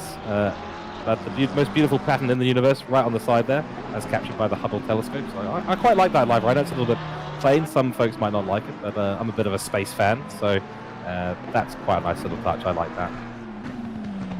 Well, some would say it's out of this world. Some would say it might be out of this galaxy. But fair call to you. Why didn't I think of that one? So 2 minutes to go. So now it is clutch time. Here's Convoy. So he's recharged, reloaded, and he's going to fire his best shot here. Currently in 2nd position. He's got to find 0.40, but we know Chan's probably on a flyer as well. So it's going to be very close. Lovely through there. Takes a nice bit of curve. Runs it really wide, but again, it's so tight, the margins. Again, beautiful line, beautiful exit. Now, how does he take the chicane? He can make up a lot of time through here. Nice, takes it to the sausages. Again, you see, it's not a lot in it. It's 0.3. It's jumping around between that 0.02, 0.03, 0.04. Really, really finite margins. He's actually gained a little bit there, so he's up 0.1 now. That is enough. Can he hold on to this? He's found 0.16. This could be a pole lap here from Convoy. Now it's 0.18. He's really wound this lap up. He's now 0.2 up. This is turning into a really good lap. Just got the penultimate corner to go. Gets the nose in. Tucks it right in. Takes that really nice, tight, aggressive line, and it's worked wonders here. This is going to go straight to the top of the timesheets, ladies and gentlemen. This is turning into a stonking clutch lap from Convoy. This is how you win championships, with qualifying laps like this. And he goes straight to the top with a 43.5. Stunning lap. In the words of Jeremy Clarkson, speed and power. And in this case, car control, because that was a brilliant controlled Sector 3 there. And Sector 2 as well, we saw how much time through the chicane he did, just from turn 7 all the way through turn 8, 9, 10, 11. Just finding time everywhere. And then even into turn 12, 13 and 14. And he was up 0.3, 0.4 at one point. Oh, that's brilliant stuff from our current championship leader. On board now with Glover, who's currently up as well. He's 0.3 up as he comes into turn 12. Got a little bit of traffic ahead of him, does he, at the moment. Of course, the rules here in Octane Online Racing are that if you have someone ahead of you on a valid lap, you are to do nothing of the sorts in terms of overtaking or flashing your lights.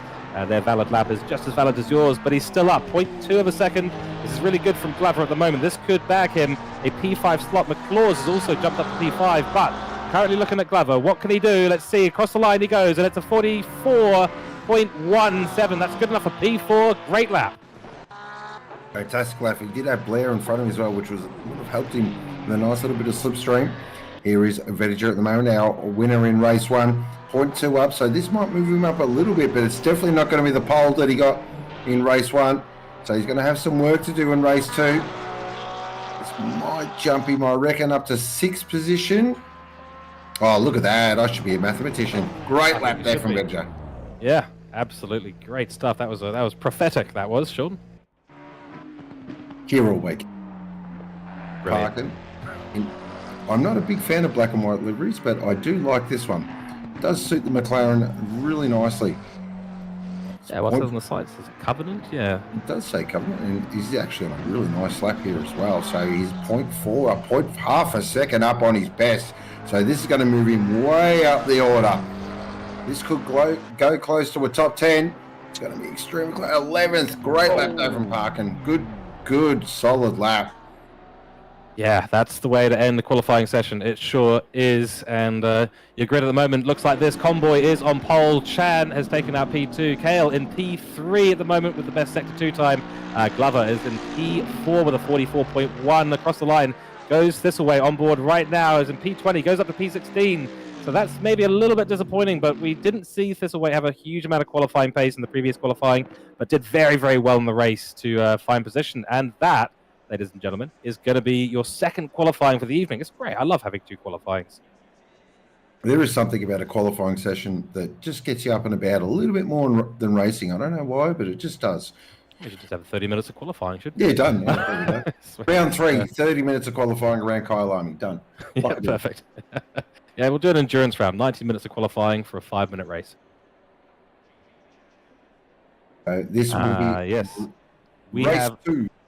This is race 2 indeed, and we've just heard from the pit lane. We are wet conditions on track, ladies and gentlemen. I believe in the words of quite a few people said this, grab your popcorn because get ready for content. Yeah, correct. This is going to be spicy might be the wrong word unless there's hot sauce on the track, which given the track conditions right now could be the case, but nonetheless, there has been even more rain. So what a weird day. This is the land of 1,000 weather systems in one day. I would hate to be a weathercaster here on TV. You'd have to go on the broadcast every 30 minutes and say, well, it's changing again. This is Melbourne-like. Yeah. It's, I think that's very true for the amount of time I've spent in Melbourne. Yeah, I think that's absolutely fair enough. It's just, you've got 4 seasons in one day. Actually, that's technically New Zealand, but we won't argue about the similarities between Melbourne and New Zealand cities. But So the thing for me, the interesting thing for me here is it's a wet track, but there's no rain forecast. Yeah, that's a dilemma if I've ever seen one. So I'm not sure what I would do in this situation personally. I mean, Sean, what are your thoughts on this? I mean, you've got the option of going on the wet tyre, but there's no point pitting in this race. So you're probably better off on the slicks and just trying to wait out until that track goes greasy and then hopefully green reasonably quickly. Yeah, I don't know. Slick on a wet track, I'm not feeling that. Yeah.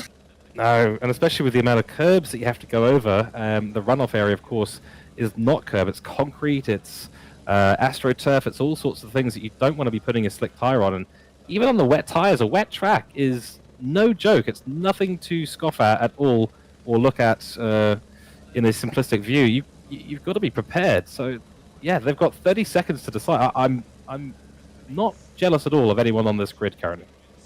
So just a couple of little housekeeping items. Car 64 will receive a 2-place grid penalty and car 720 will receive a 4-place grid penalty. The stewards had their work reasonably light compared to other splits yesterday, but they'll be keeping an eye on this one. We do have 6 seconds to go. They will do a formation lap. We won't be able to see exactly who's on the slick and who's on the wet, although I think that will become apparent as the track does start to dry out and away they go. So it is Convoy who's going to lead Chan, who's going to lead Kale, then Glover, top 4, 2 rows of the grid. It's going to be interesting, and yeah, you can see how wet it is. It is pretty wet. I think they'd have to go with a wet tyre setup, but here's the thing, right? So you go with a wet tyre in these conditions, fair call. You don't want to be on the slicks particularly. If it does go dry, do you pit in a 30-minute race? Well, I think that's the key when the crossover is and when the crossover happens. So if it happens relatively quickly, then yeah, I would come in. 20 odd minutes on a wet tire, no thanks. Passing on that. But if it's a real slow transition, you stick out of the wet. You just got to. Someone might pull the Hollywood strap. As we see a car go off track there, so learning where the grip is and where the grip is not. This is what this opening lap will be about. As Megan pops in the chat, she's saying slicks. Oh, slicks, that's brave. You might want to run 12 out of 12 TC with that kind of setup, and then don't touch a curb ever. But if you're on slicks, fair enough. I mean, I think that's the thing. That's why we're struggling at the moment. There's a dilemma in the commentary box here as to what the best choice is. I would personally be looking at risking a slick tyre here, but my better mind says probably jump on a wet tyre. I wouldn't personally want to risk a pit stop in a 30-minute race. I think, that's definitely the other thing as well. So you risk a slick for the biscuit. I thought that was pretty good. I was pretty proud of that one. I think it's good, actually. I'll appreciate that. So that might disagree. As the sun is, I reckon this track's going to dry pretty quickly. That's my gut feel. So with that, this is race 2. Of course, stick around after this. We do have Split Blood coming up, so that's going to be an absolute rip-snort, and that sun is coming out. This track is going to dry very quickly. Yeah, for everyone on the slick tyre, they'll be vindicated right now. They'll go, oh, this was going to be a bit nerve-wracking. Now they'll be looking at that going, okay, just got to survive a few laps, and we should be on the dry tyre, but for the last time, they come around for their formation lap, and we will be going green momentarily. And the race start is all yours. Thank you very much. So here we go. We're going to go green. The race start has been initialized for the 30 minutes in race 2. It's 4 p.m. on track, and green. We are go. A great start there from Kale. He's already looking on the outside of Convoy, but this is going to be interesting. Zone 1 into T1. Is everyone going to get on the brakes nice and cleanly? Looks on the outside is that's Chan getting closed out there. McLaws has been getting a good start there. Drama in the background. Drama in the background indeed. Yeah, we've got a couple of cars turn around. And, more drama down into turn 2. Oh dear. A couple of cars being collected there, including Morgan, and Thistlewaite's been forced wide. Oh dear. This is potential area for a virtual safety car, but none being called by the stewards and the race director just yet. Oh, some people just didn't quite anticipate how little grip there is going to be out there. Whoa, that's another car. He's gone straight into the barrier nearly. Whoa, close one. Crikey. That was an interesting start. A few invoices are certainly going to be handed out as a result of that first part of the circuit. That was even then. Oh dear, some more contacts. Yeah, this is these wet conditions it's actually damp now.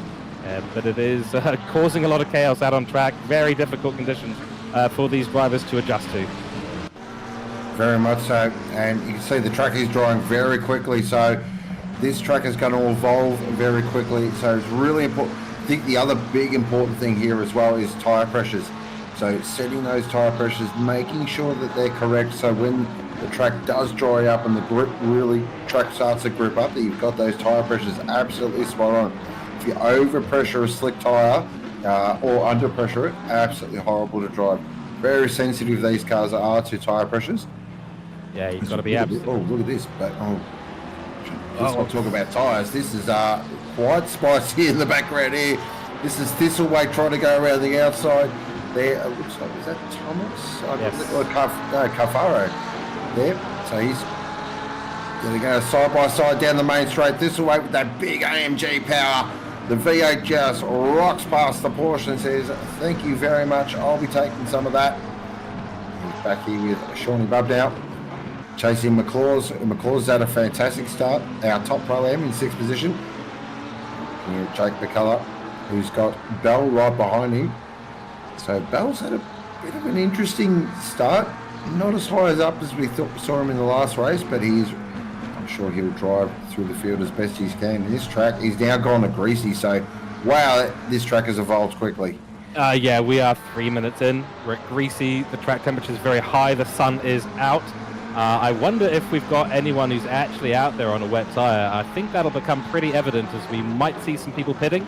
We might see some people start to really drop off in terms of the pace. I do see some Window wipe is still going on the front windshields of some cars, including the ones we're on board with now, which is the battle between Mick Laws and Blair. Two McLarens battling it out at the greasy circuit. Through Sector 2 they go. Very close now is Bub now. We've seen he's got a lot... Oh, sorry, Blair. We know that Blair should be right up the top there in terms of his pace and using as much the track as possible. Defensive goes McLaws. Very sensible choice.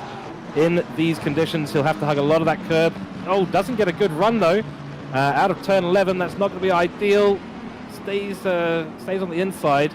But Blair might get the run on him. Tries to turn back in, but the door has been shut by McLaws. Good stuff from the Pro-Am driver.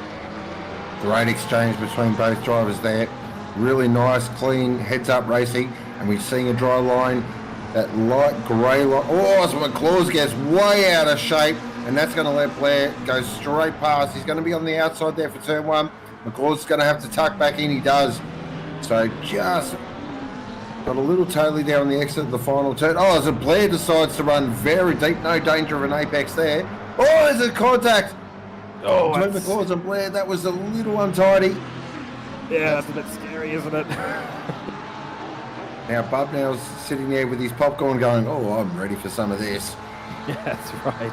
McKellar is slotting in behind second in Pro-Am class at the moment. Bowen, who qualified pretty well overall, P12 currently in the McLaren. And then Sebi, who's actually gained the most positions out on track at the moment, 13 positions from the start. So great stuff. He's currently in P2 for the AM class. Good stuff so far. And look at the battle that's evolving behind him. That's Cafaro down, Vedager, Penfold, Morgan, all involved in that. This is a very, very interesting fight. So here's the with sugar Coca-Cola livery, which I do like quite a lot. And ahead of them is Ben Thomas at the moment. So Ben Thomas, but Cafaro's got himself a penalty. Hey, oh, look at this, too wide through the chicane. Oh, I'm not too... Wow. How did they make that work? Oh, look at this train of cars here. This has got popcorn, drama all over it. Days of our lives stuff here. Oh, he's gone around. Oh, damn. That was Penfold has just lost the rear end and... He's picked up Morgan as well. Yeah, so that's Morgan and Penfold involved in that, with Penfold just sliding around and nothing that Morgan could do. He ended up just accelerating directly into the side of Penfold and assisting with that spinneroo, but not caught up on it. That's really unlucky for Morgan, who had a great result out in race 1. Very unlucky, but again, time to just, sometimes you just, we see a couple of drivers pop in there. Are they our drivers that may have rolled the dice with the wet tyre as Sergio has got a drive-through already? Wow, that must be for track limits already. But he will serve that. I don't know if he's actually changing tyres. Oh, Vedager nearly runs wide there, and looks like there's Ben Thomas there behind him. But yeah, we do have a few in the pits at the moment. So in the pits currently is Salvaggio, Apreciado, and Penfold. I think all of them switching out some tyres at the moment. So not working out for those three, unfortunately. Definitely not working out. So currently here at the moment, so we're looking at the battle between Glover, Vegiga and Chan. This is a really ripping battle. This is nice and close as well. Chan trying to make up after a bit of a disaster in race. Oh, it's ready to get... Oh, that was very tight. Backed out of that at the last moment. But Glover just looks like he's struggling a bit for rear traction. Vediga's got a bit of an overlap there. He's going to try and fire it up the inside. And he gets it done nice and easily. But he runs a little too deep, and now Glover's going to have an opportunity now around the outside. Fantastic racing between both drivers. Chance just sitting there waiting for his opportunity to pick up the scraps. It looks like it's all settled down for now, but I'm sure the battle will resume in a couple of corners' time. Stunning stuff. That is picture perfect kind of overtaking into the last few corners. Very, very well executed by Vedager. Glover losing out, unfortunately. But as you said, Chan just looking patient in the rear view mirror of Glover now. Chan's just got to bide his time. The track is going to continue to speed up, and really, ideally, probably. I've said patience is a virtue on stream already. It really is around here. Others will make mistakes. There will be an opportunity, but Vedager there just finding the perfect line through the last couple of corners to get the overlap and get past. So well done. That's really, really top stuff. Drive through now for P16. That's Ben Thomas. That's not going to help his cause in the 201 car. That is a little bit wide as well through turn 3. So we've got 22 minutes to go. The track has gone to fast. So literally it's gone from wet to damp to greasy to fast in a space of 8 minutes as Glover runs a little too deep. That's going to give Chan an opportunity now heading up towards the chicane. This is going to be very tight. That's, oh, there is nothing in that. That's a coat of varnish. Wowee. Whoa. That is millimeter perfect racing right there. Chan took his opportunity. These pro guys really, really good. When they spot and sense that little gap opening up, they do jump at it, they take it, and they usually do it pretty cleanly. Unfortunate for Glover, yeah, he ran really wide through turn 4. That just opened up the opportunity when he went into turn 5, sorry. Opened up the opportunity for Chan to dive on through. So Chan will move up, and we've already got Venator making up a huge amount of time on these two. About 1.2 seconds ahead already, but out in front it is Comboy. He's got a 2-second gap to Kale at the moment, so with Venator out of the picture at the moment, that is going to create an ideal situation for the current championship leader after a disastrous race won with a 15-second penalty. Kale doing very well to hang on at the moment, but he will have a very fast Venator coming up behind him. We know how fast Venator is in these conditions, but yeah, crikey, it went from wet to fast in the space of 10 minutes, and only a few drivers got caught out, so most of the grid thinking, okay, let's jump on the slicks, let's ride it out, try and keep it safe. You go back on board now with McLaws, who's getting overtaken by Bowen. So Bowen is going to try around the outside, no space there though, he'll hit the inside for turn 2, so McLaws under pressure from the AM class driver in Bowen, and he'll have the inside line here. He will break latest, McLaws does, but the inside line is not his to have. Definitely not, but this battle's still raging between Oh, that was a bit of a boot. Oh, this is going to end bad. Oh, wow. Whoa, heart and mouth moment there for Thistleway. Crikey. And that's actually really compromised Thistleway as well, putting them back into the arms of Sebi, who's in the Porsche. That was very, very close, but McLaws ran Bowen a little bit wide through turn 3. In fact, there's no room there. You will get run wide if you're on the outside of turn 3. Very much so. There is nowhere to go. We're looking at Bendick in that absolute, I don't even want to call that a livery. I don't know what that is. I call it the fruit tingle because that's what it reminds me of. Yeah, reminds me of Mentos. Oh yeah, I see that as well. Yeah, some sort of, if it's not Mentos, it's some sort of sugary candy, for sure. It's nice for us. We can see it easily on track. See it from 15 miles away if we had good binoculars. So we just tick over 20 minutes, or tick under 20 minutes to go. This is a fantastic battle here at the moment. This is for, what are we looking at, 11th, 12th, 13th, 14th, 15th.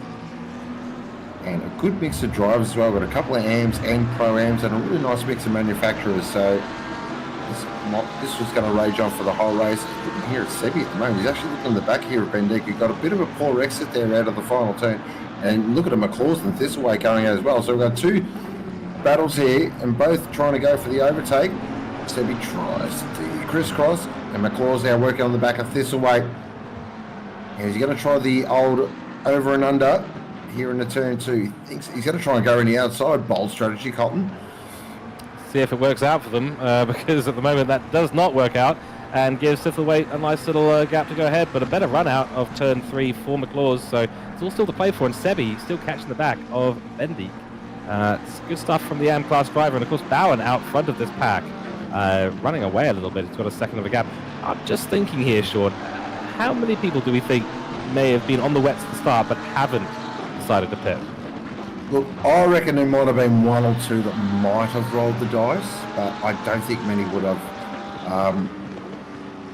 Based on what I'm seeing in terms of pitting, and I reckon maybe 1, 2, 3, maybe 4 tops, I reckon rolled the dice, but the rest I reckon would have just stayed out in the 6.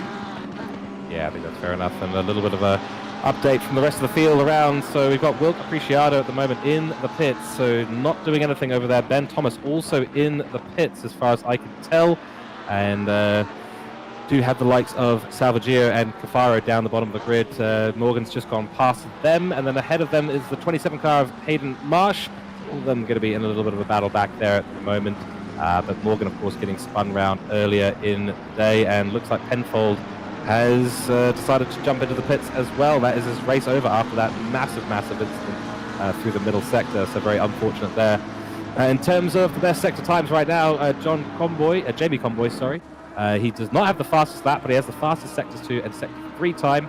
1:43.8 going to Chan. So Chan is on an absolute flyer at the moment. His best sector 1 time is the top of the charts, so 36.9. So really good stuff. Chan looking for a bit of a fight back here. He's got Vedager right in front of him, so that gap has not opened up at all. But the gap to Kale has also not closed down at all. So that's actually gotten bigger, I think. Does sound bigger. We just got word through from race control as well that car 201 has been disqualified for failure to serve a drive-through penalty.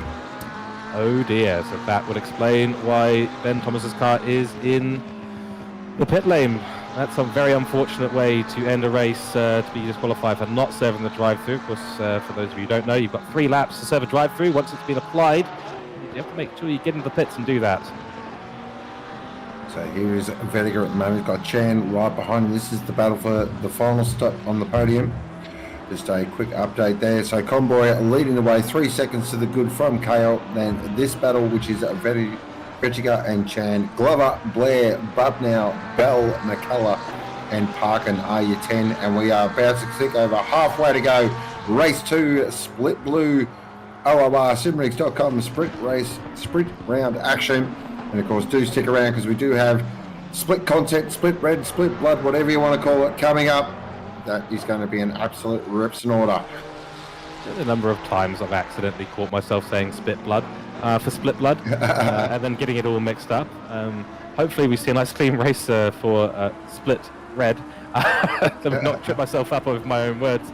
But we've seen actually pretty good. I think compared to yesterday, I think we've had a good little run here in split blue. Of course, split blue being, I don't know whether you call it a curse or not, but certainly to the colour of their split, getting a bit of rain, a bit of weather involved. It's been 4 seasons here today. It's tricky as a driver to manage that, but I think everyone here has made the right decision for the most part.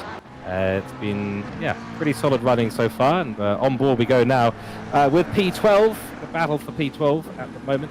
So it is Bowen behind Thistlewaite. So Thistlewaite's managed to find a way past Bowen and remove the AM class driver from the P11 slot. Still a great drive here from Bowen, though. To be up that high as an AM, that's a fantastic drive. He keeps this up for the next race or two. That red box will be turning into a black one very quickly, I believe. Oh, and I've just noticed an incident that's occurring currently between P15 and P16. Vediger and Scanlon, I believe, have just come together in the chicane, but something going on there. They were side by side, I believe. Nonetheless, the battle at the moment continues. That's an invoice, if I've ever seen one. Yep, that will come with you've got a track limit warning. Indeed it will. So looking around the grid as well, so this part of the battle is going on, and we've got a action replay for you all, and this is, I believe, right at the start of the race, and this was the first entry to turn 2. Oh, a little bit of contact there. That sent the Lambo really, really wide, and I think there was even more contact going on. It was just off screen. That's Morgan coming through there. Yeah, the number 72 car got absolutely shunted out wide, straight into a wall, had no option but to bounce back. That's really unfortunate, especially in the wet. Yeah, that looked a little messy there, as a 10-second penalty is coming in for car 425. That is Ferguson in the McLaren. Yeah, so some drivers out there being a little opportunistic, but you've got to. We've talked about this all through the last race, this race. You have to pick your opportunities. You have to be decisive, as you've said very specifically, Sean. I think it's a very, very good point. You've got to make the decision. You've got to go for it. Obviously in a safe way as much as possible, but if you don't go for it, you're not going to get an overtake. It's as simple as that. Basically, yeah, you can't go in half cocked, as they say. If you're going to send it, send it. Otherwise, normally, especially with most overtakes as well, especially with these GT3 cars, if you're half hard, go for an overtake. 9 times out of 10, that's when your accidents and when your incidents occur. Yeah, that's exactly right. So it's a real mental battle out here. The racecraft being almost as important as your pace in qualifying during the race, because you have to be absolutely on point with changing weather conditions. You have to be adapting your driving style as well as being aware of what's going on around track. And these are the skills that are expected of these guys who are driving here in Octane Online Racing. Something that we all aspire to do better in. No such thing as a perfect race, of course. Well, I suppose that's not really true. I suppose if you get P1 qualifying, you finish at the top of the race like one Jay Vediger in the previous race.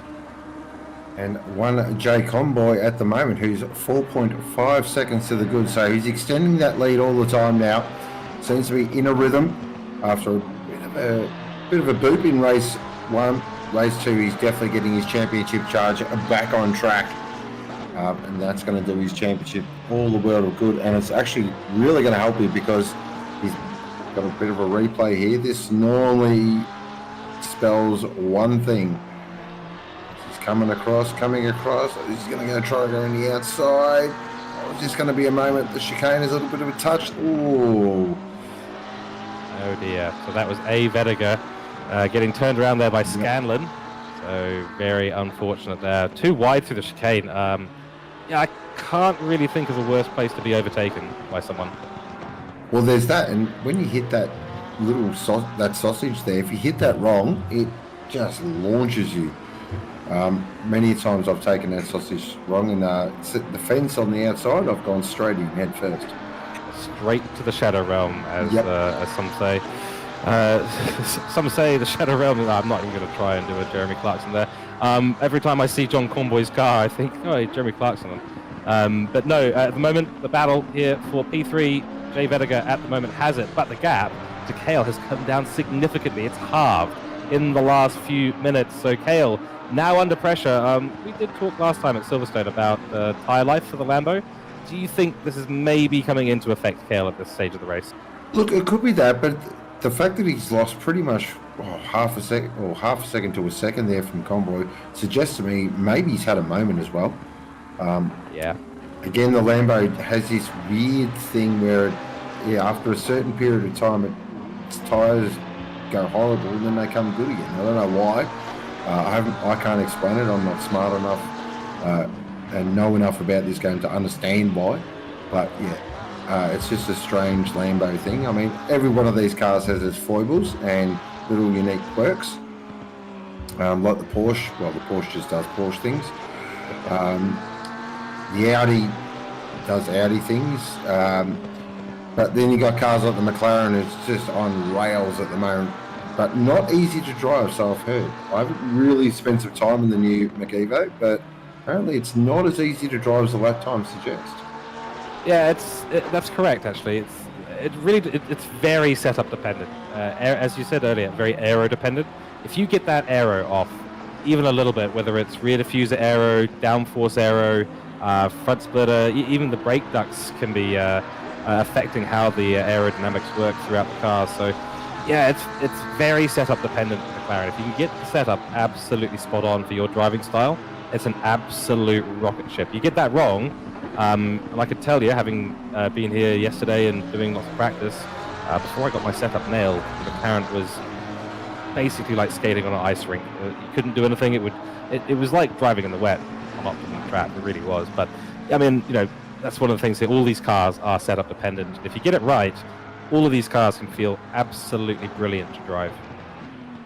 That's right, exactly. And I mean, that's, I think, why we all love ACC, and the fact that, so many different facets go into making a very quick race car. And here is a very quick driver here at the moment. He's Shawnee Bubnow, currently chasing Scotty Blair.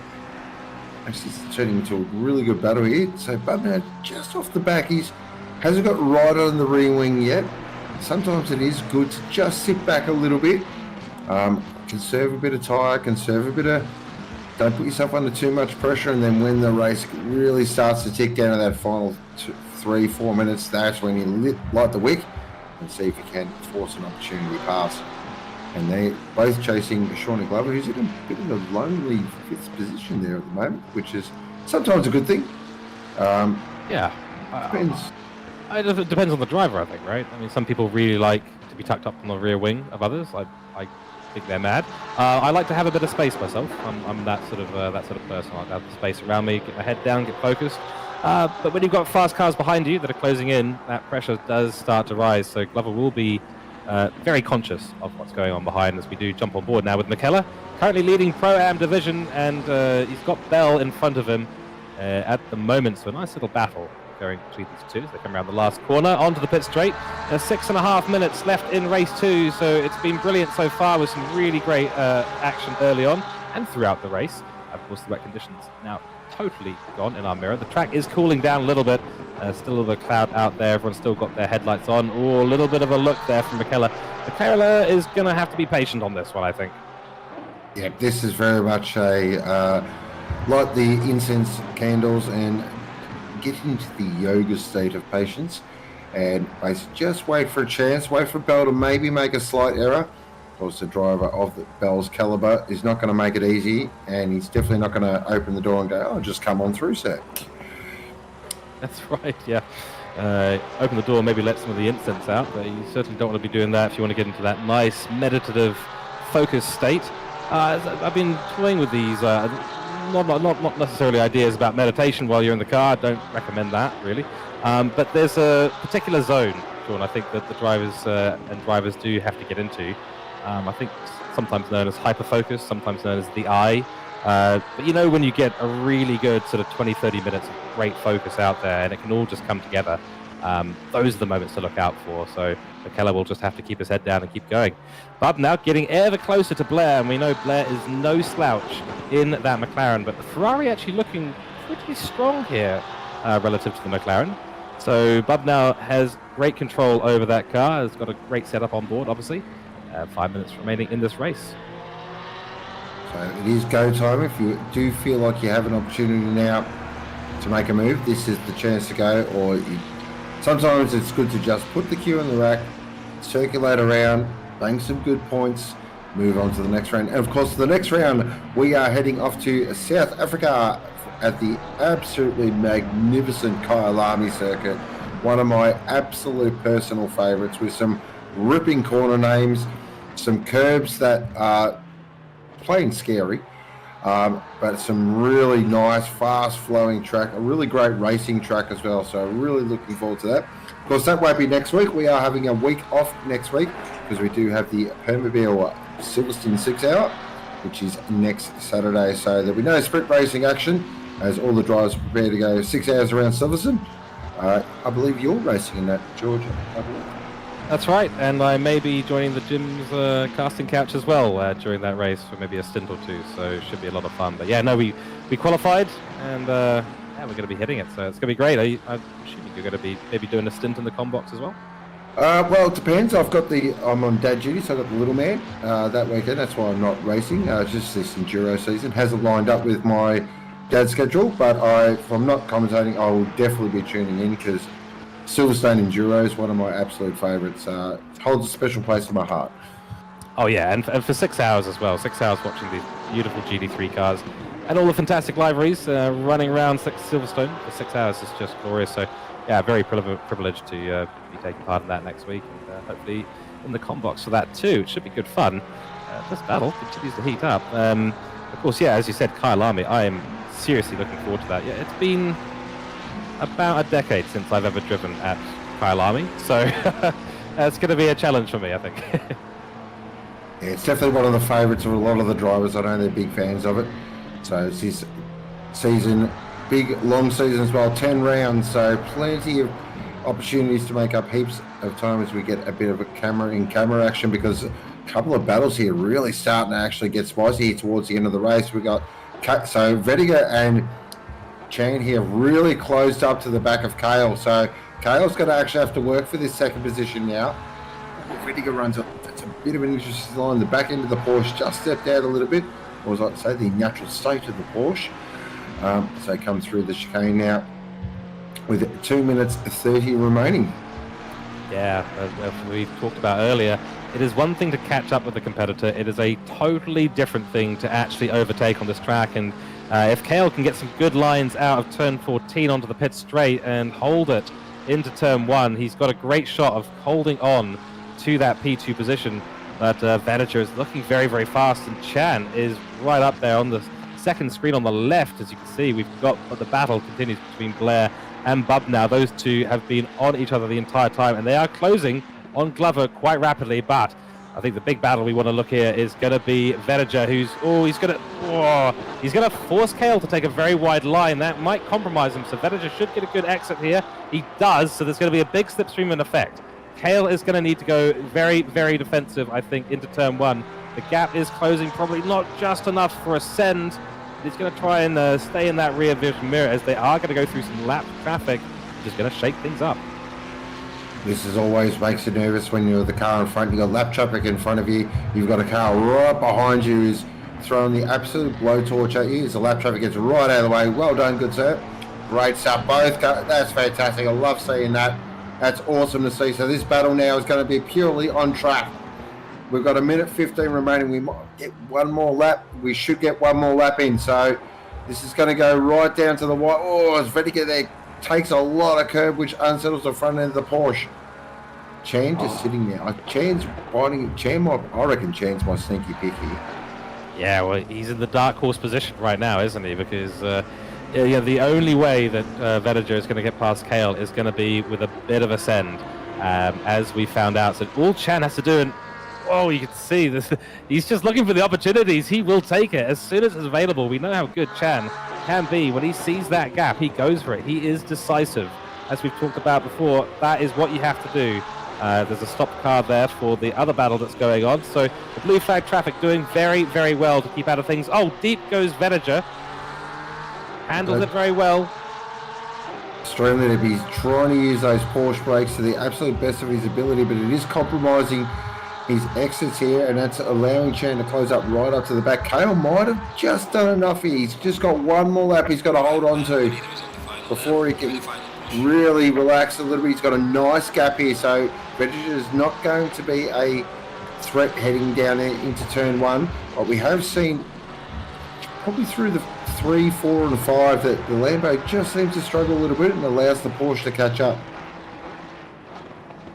Yep, that's right. And this is a blessing in disguise. Chan obviously wants that podium position, and Venager really wants that P2. But that battle for P3 right now is helping Kale just to stay slightly ahead, which is really, really good. And on our second camera, we've got a little bit of a battle going on between Scandon and Sebi at the moment. So Sebi and Bowen doing very well. The AM class drivers in P12 and P13. Top stuff from them, with our lead Pro-Am class being McKellar. Which is a very, very good drive from McKellar. I don't see McLaws anywhere on the grid up there at the moment.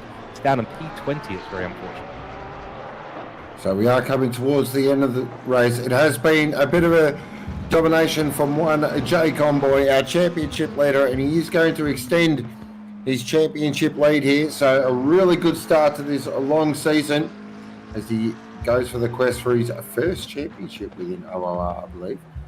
He got his second win last week. He's going to get his third win this week. It's been a magnificent drive. Oh, there's a moment. Huge moment there. That was Chan, who ran very deep and nearly got into the back of Venager. Oh, boy. So that's his charge gone. That could have been absolute disaster, but well avoided there by Chan. It looks like he got his braking markers all wrong and nearly went into the back of that Porsche, but just true to the wheels. Convoy crosses the line and will take first position. Second position is going to go to Kale. Third will go to Venager. Chan will finish in fourth. Gets the fastest lap. Glover in fifth. Blair in sixth. Seventh is Bub now.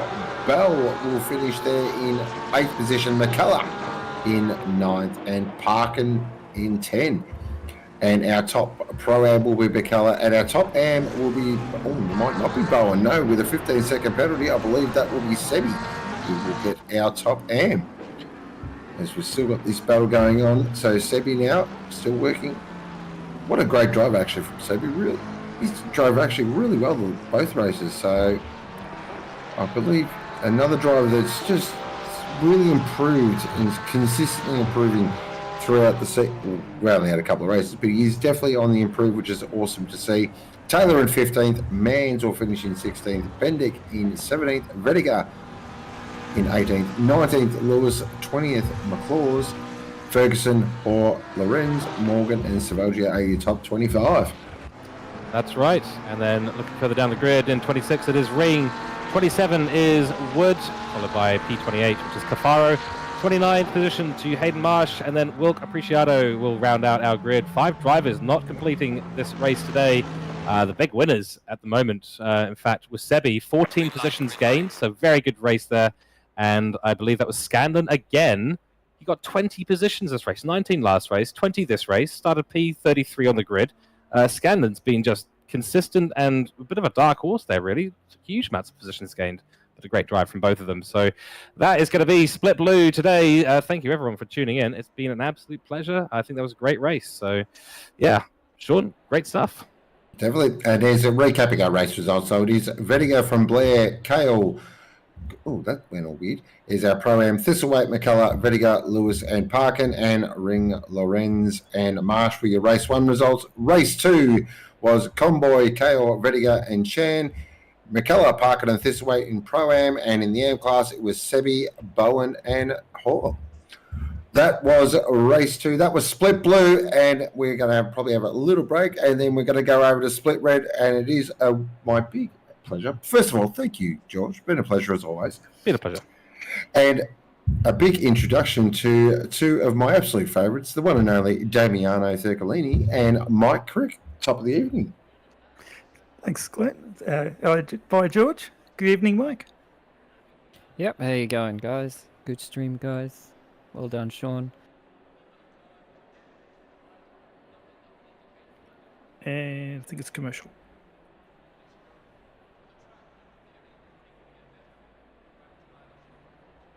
All right, so we're up for... Oh, we are on. Okay. Yeah, we Thank you are for on. that, Glenn. Yeah. Well, we are up for another race. So the next bit, just getting ready to start. What are your thoughts on Hungary, Damiano? It's a tricky one. I'd just like to introduce our sponsor, Simrigs, to this is round 2 of the Sprint Series with Split Red / Split Blood. With the wet start from the last race, that was a bit spacey because of the spacey livery that we saw. It was pretty good. But Hungary on the whole, I don't mind it. I actually quite like the circuit. It's twisty. It's quite technical. You got to get all your lines right. You especially in the sector 2. I find the first corner I can make so much more time. Still, I'm dropping a lot of time in turn 1. And you? I'm in mixed feelings about the track personally, but it is a good track. A lot of people enjoy it. It's been somewhat compared to Monaco without the wheels by some people. I'm not sure I quite agree with that because I feel like Monaco is a much more low-speed circuit, whereas Hungaroring is this interesting kind of permanent mid-speed track. It's very momentum-based. It's very hard on the drivers. You know, you've got to be going 100% pretty much all the time. There's not a big chance for a break. It's just the one straight that isn't particularly long either, and that makes it pretty difficult. It's quite hard even in sim racing because it does sort of wear you out. And real life drivers comment the same thing about this particular track. But it does generally make for interesting racing, although you do tend to struggle a bit with overtaking here because it is so tight and it's so twisty and so momentum based, as I was saying before. But I'm still keen for what should be an interesting race here. We've got Simrigs up front in the McLaren. Giotto P2, Tafik P3, Dreyer P4, Maddox in P5, Hill in P6, Kyrudin in P7, Keys, Marco, and Prahad closing out the top 10 here. So pretty usual affairs there, although we are seeing John Simrigs is a little bit lower than he was the last race, and probably a bit lower than he would hope to be in that Honda. The Honda, not one of the top cars at the moment, but John is driving it a fair bit and he's enjoying it, but perhaps he hasn't been able to unlock his full potential here during qualifying. We are getting ready to race. I'm pretty keen to see which one of these drivers can get ahead. It's always interesting going into turn 1 here. Do you want to take us away, Damien? Oh, sudden emotion. Here we go. Sonicus leads the team's cars down the main straight, waiting for the green flag for a go. Holding position, the gap's looking pretty good, a bit of wavering, and we are away as Sonicus leads Sanjonto down to turn 1. 3 wide going into turn 1. That's G Hill there. Was that 4 cars wide? No, nearly 5 cars wide. No contact on the outside of turn 1 as Sonicus leads through into turn 2. Very busy in the back there. No contact from what I can tell so far. Looks like my stream's a little bit rubber banding at the moment. We still got Sonicus leading. Maddox is making his way into 5th place. A couple of cars going wide at turn 3, leading up to it's going to be tight coming up here to turn 4. No overtaking manoeuvres happen there.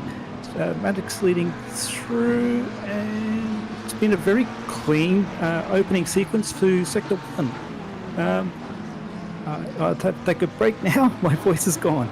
It has been a very clean opening up so far, about just over halfway through. I haven't seen any major instance of yellow flags. There's still time, but not quite living up to their name, and actually all navigating turn 1 particularly well there. We went 4 wide, 3 wide, as you usually do through turn 1 here at Hungaroring, but not too many instances. I see we do have 1 yellow flag at the back. Not sure if that's assisted or not. It seems like it's on their own at the moment. The rest of the field does seem to be navigating quite well here. We see Keys having a bit of a battle here, going up, trying to push for some position. That's Marco behind, I believe, who is trying to get the overlap back done, but doesn't quite have the pace to do it. Has to sort of back out of it into the final turn here, but very nice clean lap there from all of our drivers as they come through onto the main straight, and that is 1 lap of Hungaroring down, and a few more to go in this 2 race setup that we have tonight. We're having our first race here, 30 minutes, and then we'll have a qualifying session after this, and then we'll go back into another race after this. But focusing on this race at the moment, Keys and Marco here still continuing this battle. Marco definitely not giving up the pace, lost out a bit around that final complex. We see car going wide, I believe that was Sinakis in the Honda. Lost the position there, I'd say, to Fleming behind, but Keys sort of really leading a little pack of his own here, as everybody ahead has just sort of streaked away. And we had a lone car have a bit of a moment at the back. I'm not sure what happened there. I don't think the driver came out of the pits, judging by the gap there, or was that a pit lane start there? As we had a couple of moves going to the chicane, as it's Hill, I think, made the move there. That was Marco on Keys getting that position back. As you can see a little bit further back, we've got Fleming, Wiley and Zanakis all battling here, getting very close together through this section. Hard to keep the car settled through there without hitting anybody, but they've all done very well there. And everybody moving and shaking, and there's still some more offense coming from behind there. It says Wiley in the BMW having a bit of a fight on their hands, but it's still going on behind as well, as we see Mags now under attack. Mags, one of the big performers from last week, a little bit further down, but also getting fought at as another battle. Bushel and Bachtold are both just trying to find everyone not quite settled into their positions just yet. Still some good racing going on here. You see, we're now looking at King in the Lamborghini, who is sorry, that was King and Bachtold I was looking at before, and yeah, these two also fighting hard down into turn 1. It's probably the only really good overtaking position on the track. It's definitely the safest one, as we see people continuing to fight here. Smee now getting into this battle. King falling back a little bit, but still maintaining that position for now. They're going 2 wide through turn 3. Track conditions are optimum, so the pace is going to be on point straight from the get-go. Sun's blaring, no rain in sight, so it's going to be a very fast race, this one, as opposed to the wet start that we had in the last race for splits. I can't remember what to call it, the last split. Blue. And as we're watching Gary Loud just driving a bit defensively into the chicane, doing a great job holding the position. And what I found from yesterday, the BMW seemed to have a great handle on the circuit here. It's really good handling through the twisty parts in Sector 2. As we see another yellow flag at the chicane at the back of the grid. Yeah, it's a common place to see people potentially get turned around, whether it's due to an overtaking maneuver or it's just self-inflicted. It is probably one of the easiest places to kind of take a little bit too much curb and lose the car a bit. What's interesting about the BMW, I think the BMW is pretty good and stable here, but I would say that most of the front engine cars do really kind of struggle at Hungaroring. It's very much suitable to the mid-engine cars and even rear engine cars, which, I mean, is basically just Porsches in this particular series. But yeah, the BMW does do well, but outright pace, it's still going to get a lot of challenge from cars like the Ferrari and cars like the McLaren, which are still pretty much the top runners, although the Lambo is still in there, depending on the track. And it's not too bad here either. It's not bad, the BOP here, for a lot of the newer cars, especially. Some of the older cars get a bit of a not unfair shake, but all the newer cars perform particularly closely here, so it's interesting to see who comes out on top. As we see King leading a bit of a train here, it looks like 10 cars in our train, all within a very close proximity to each other. Any small mistakes, and you're going to have you're going to be losing some positions, quite a number of them, quite quickly. Looks like the drivers are settling into their groove and holding station and having a pretty good push from the halfway point on.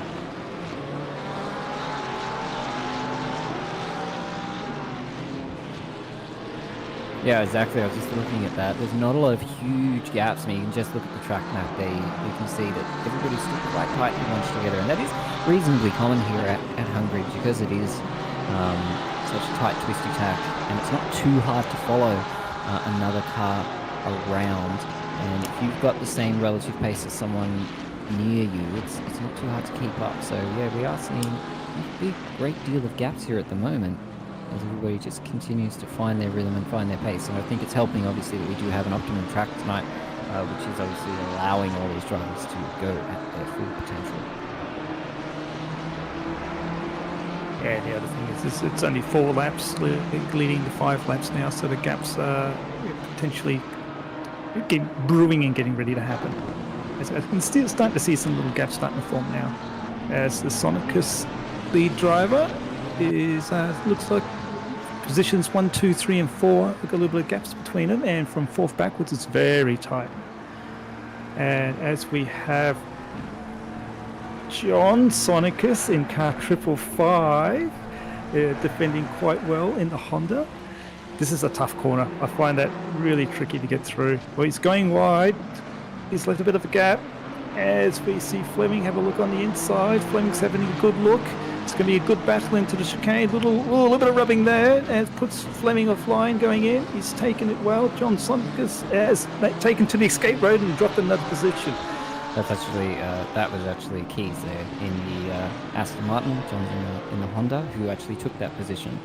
So a little bit of a mix up with the timing there. But yeah, that's John Sonicus doing that move and making it pay off. Keys, unfortunately, going wide and having to take the escape road there into the chicane. Just couldn't defend that position. Got a little flustered, I think.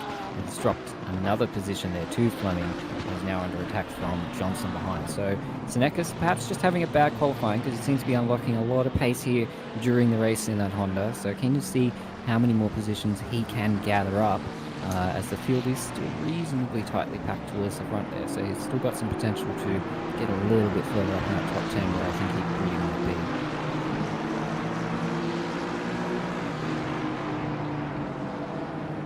So we're starting to see the gaps between P1, P2 is 3 seconds, and another 3 seconds from Sanjoto to Torfig, and another 3 seconds from Torfig to Maddox, and Kai Ruden is right on top of Maddox. Looks like he's having a bit of a struggle at the back there. There was almost Johnson almost tearing into the back of him, and that's kind of that front engine problem I was talking about. The front engine Aston Martin struggling a little bit in terms of outright pacing the race here, I think, but also potentially just Keys getting a little bit crossed up and not quite settled into the race as much as you should be after getting overtaken there and having to go off track by John Senekis. But we're back up front here in P5 with Kai Ruden, one of our very fast boys here at OOR, who is currently chasing down Maddox, another fast player, right behind. All fast players up here, obviously, as you'd expect, in the top 5 at the moment. Very much anybody's game, but it's all very tricky to call here at Hungary because it is so difficult to overtake. Even if you've got a few tenths of pace on someone, you still have to really work for any of the overtakes you do. And a good defensive driver can really hold up everything going forward, as we see a 10-second penalty for car 88 causing a collision. Some unfortunate turn of events for them there. That may have been that one yellow flag we saw, but 10 seconds, not the harshest of penalties, so probably just a little mistake or a little error back there. But everybody at the front, and still, even towards the back, everybody's still staying pretty damn close together. It is some very good driving here, and that 10-second penalty could actually be quite costly. We could easily be 10 positions if the driver's not trailing at the end. Yeah, exactly, especially in a half-an-hour race like this. We see a little bit of a move back there. I'm not sure who that was. It looked like Smee, who was getting overtaken there in the Ferrari. But he's still trying to hold on here, but he's continuing to drop a few positions. And yeah, that was King and Smee there. Sorry, that was King and it was King and Smee getting battled. Or is that McCauley? And my timing tower is just that far away between. It is McCauley in the Ferrari. So yeah, we see that potentially. It's always turn one, isn't it? Where you're seeing these overtaking moves. We saw one in chicane, it's pretty rare. But turn one is definitely where a lot of people are going to push for it if they've got the pace. Yeah, and also the third last corner, that little short straightaway there. It's an opportunity for a little dive if you can get a good run through the twisty part. And you need another car to be compliant into that turn. As well as turn one, but turn one's pretty good because it's quite spacious. So you can allow for some little mistakes of going in a bit too hard, a bit too deep, and going wide accidentally. There's enough room to get through there safely. Yeah, absolutely. A good track for showcasing good racecraft here at Hungary. It's really nice for those. There we go. That's King battling up there with Bartol. He's taken that position around the final turn there, and just getting through, and McCauley now in this battle with Bartol and King. Bartol losing out there on that final turn. That is another potential overtaking position. It's a bit riskier, but if you haven't quite hooked that turn up, and it's a tricky turn to get right, it's somewhere where we can see a move just like what we saw King do on the previous lap there. So still a fair few overtakes at a track that's not well known for it, so lots of close driving here, and I think a lot of the pace here is very similar. There's a car around, two cars around. That's Bushell, and I'm not sure who the other the other driver getting a bit of a punt there from that Porsche. That's going to be a bit of a no-no for them, unfortunately, not obeying the yellow flags well there. The other car was just stopped, so I don't think there'd be a rejoin there, and that's Johnson. Johnson. That might be a little. Johnson might have a little bit for that rejoin there. Yeah. But disappointing for him to drop. That's very far down from his starting position there. So you're not going to be too happy with that. We'll hopefully get a replay to see exactly what happened there. Looking like those two coming together, and Johnson definitely the big loser out of those two. It looked at the initial part of the spin. Johnson held his brakes really well, stayed stationary to track, and made very predictable for the cars behind to get around him. Unfortunately, some of the cars may be unsighted for him, and unfortunately some contact. Yeah, it's a bit of a blind turn coming in there as well, but you do have to watch your yellow flags if there is a car that's turned around, that has been turned around for a while, when you're coming into those blind corners, because they're going to catch you like that. So very unfortunate there for Johnson, and we just have to wait and see if we can get a replay of that incident to see exactly what happened there. But the race goes on, and McCauley now P16 chasing down Bachtel. It's sort of made the gaps a little bigger. Those incidents have kind of spread everyone out just a little bit, as everyone had to sort of slow down and make some evasive maneuvers. Most people getting through okay, thankfully, but it has sort of cost us a little bit of the closeness of the battles, and it is going to be tricky for some of these drivers to catch back up. But Smee is still chasing down Macaulay here. The two Ferraris going at it and seeing who can get the best of whom here. I'm seeing Ali Kairouden dropping down the list there. I think he teleported to the pits. We'll have to get an update on that after we watch this replay. Okay, so it does look like that's Johnson there. Just a little bit adventurous in it. That's tough, and it's so it actually wasn't. So Bushel there getting caught out. A few drivers there getting a little bit caught out. Sorry for Johnson there, who did sort of stay stationary for a long time and tries to get themselves spun back around here to get back on the track. But I think that rejoin definitely is unfortunately going to get a penalty, despite the rest of that incident being mostly his fault, honestly.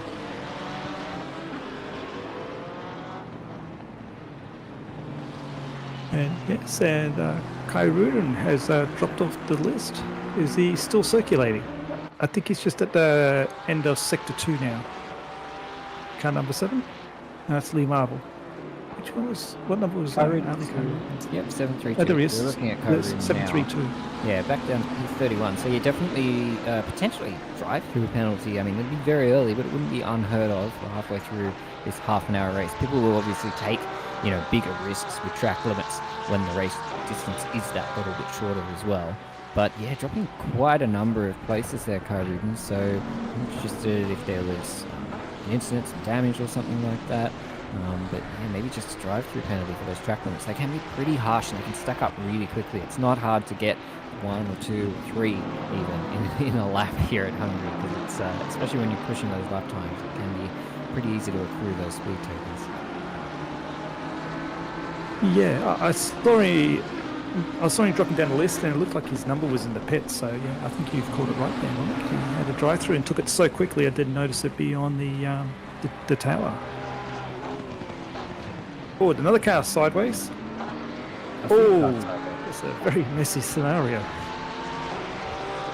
And once again, we had Lauder involved, who was turned around, I saw in the BMW there, as you see Kairouden sort of taking advantage of the situation and making some overtakes. Yeah, it was Lauder in that BMW, who's also been spun around, so I'm not sure what's happened there, but hopefully we get a replay of that as well. Another potential place for incidents there. Coming through to turn 5 there, it can be a good overtaking opportunity, but it can be a pretty risky one with the speeds that the cars are doing. It's deceptively fast. Yeah, I thought it was too short a space to get a move going there. It looked like there were 4 cars. Oh, here we go. This is a replay of... So yeah, Kairouden drive-through. Jumping into the pit, so I'd assume that's a drive-through.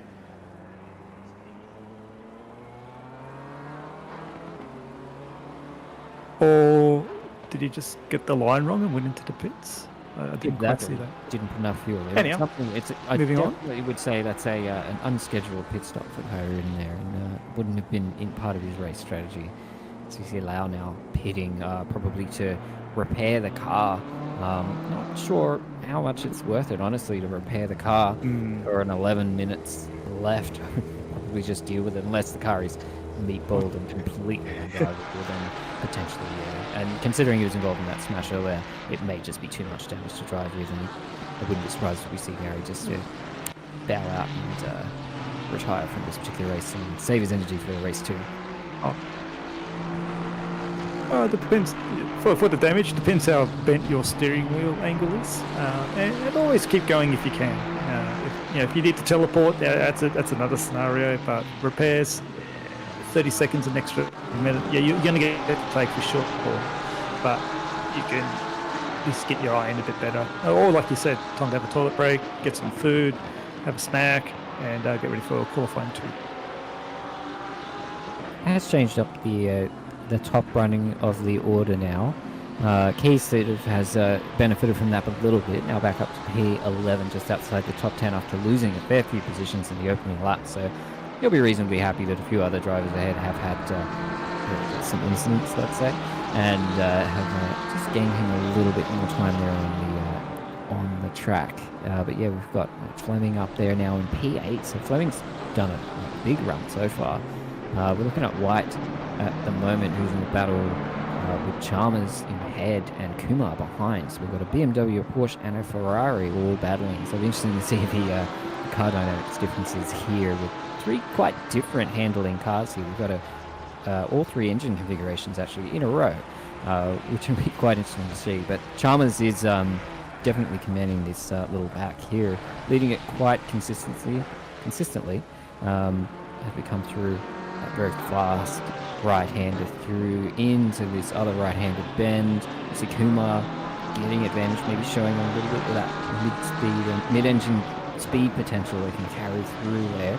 But it'll be interesting to see as they come through this section here. See the Ferrari drop back a little bit, just has to wait a little bit longer for that turbo to spool up, and it's the only area where that car really kind of struggles around here.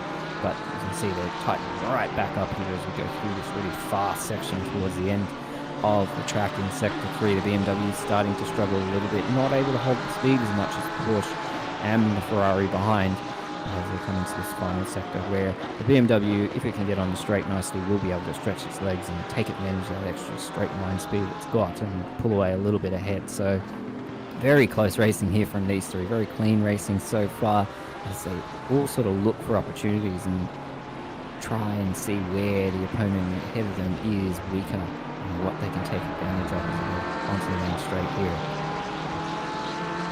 Yeah, from my observations on the sections that we saw there, the Porsche had good drive and the Ferrari looked like it was the most balanced. And this is a replay of the incident. So, that was a very hard right angle there.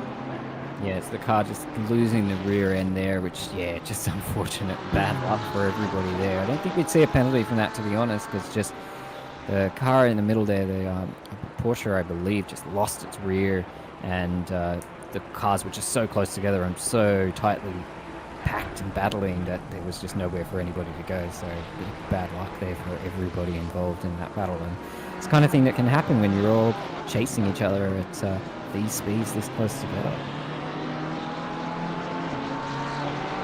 So like Kuma might have a chance on Chalmers. Not Chalmers. Wyatt, no, he did not make it. Oh, it was very closely fought through. The chance for Kuma here is to stick close and get a good drive out of the last of the twisty turns here. Seeing a few more penalties So come these through next two here. turns coming up can give you a good lead into the overtaking point. Absolutely. Getting some more penalties. I saw a big stop go through. Ooh, very close there, Kumar. We saw Tight, wasn't it? big penalty there for car number 8. We got a 10-second penalty for car 91 for hard in P10 at the moment. So a couple of penalties coming through for those incidents we've seen. So Stuart's probably a little bit busy with all of these recent little crashes we've had. And geez, only 6 minutes to go. So we've see if anybody can gain any more positions, but especially at that top of the field, we haven't seen much of our leader, Jean-Pierre Smithis, who has just absolutely screamed away with this because there's just so much battling going on at the back here. It looks like Wyatt, yep, just went too wide there through turn 1. I think they're side by side at the moment. Wyatt's got the inside line, ooh, not quite leaving just the right amount of space there, but they both get through safely. And he continues to hold that lead, and shows you how difficult it is to overtake, because Wyatt didn't really get through that turn 1 as smoothly as you'd like to. Kumar just wasn't able to quite extract the advantage out there into turn 2.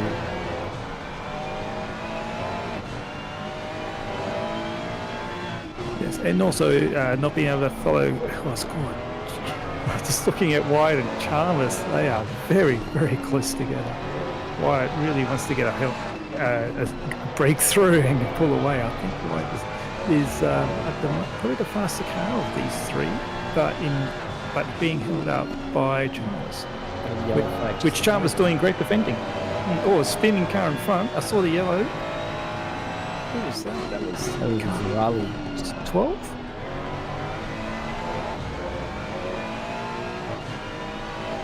that's Sawali spinning out from a leading position. Yeah, he was in P10 before that, so that's going to push Lucas Keith right back up there into the top 10 now, benefiting from that. But maybe, not sure if there was an incident or just a spin. It's pretty easy to just lose the rear end of the car around that corner, so potentially just a self-inflicted thing. Go in there, we'll see a replay if we have time. There's not much time left in the race with only 5 minutes to go here as this racing continues. Kumar chasing. Ooh, trying for the outside, just not able to get the overlap done. He's actually under threat now from Palmer. Just sort of stuck into this battle as we were watching the rest of it. It's a Palmer ambush will have caught up. And it's got made a little bit more extra complicated with some blue flag traffic being in the mix of it.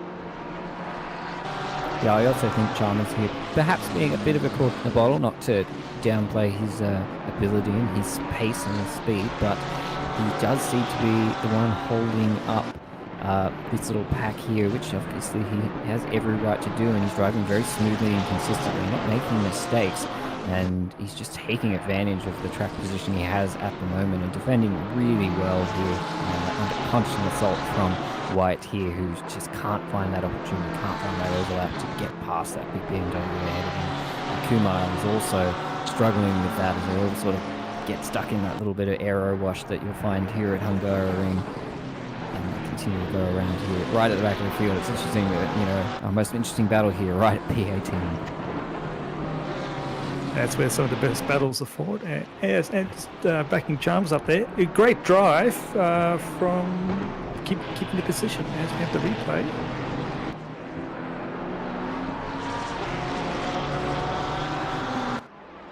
I see a good little bit offline and a little tiny bit of contact there. Held the brakes, and rejoining is looking okay.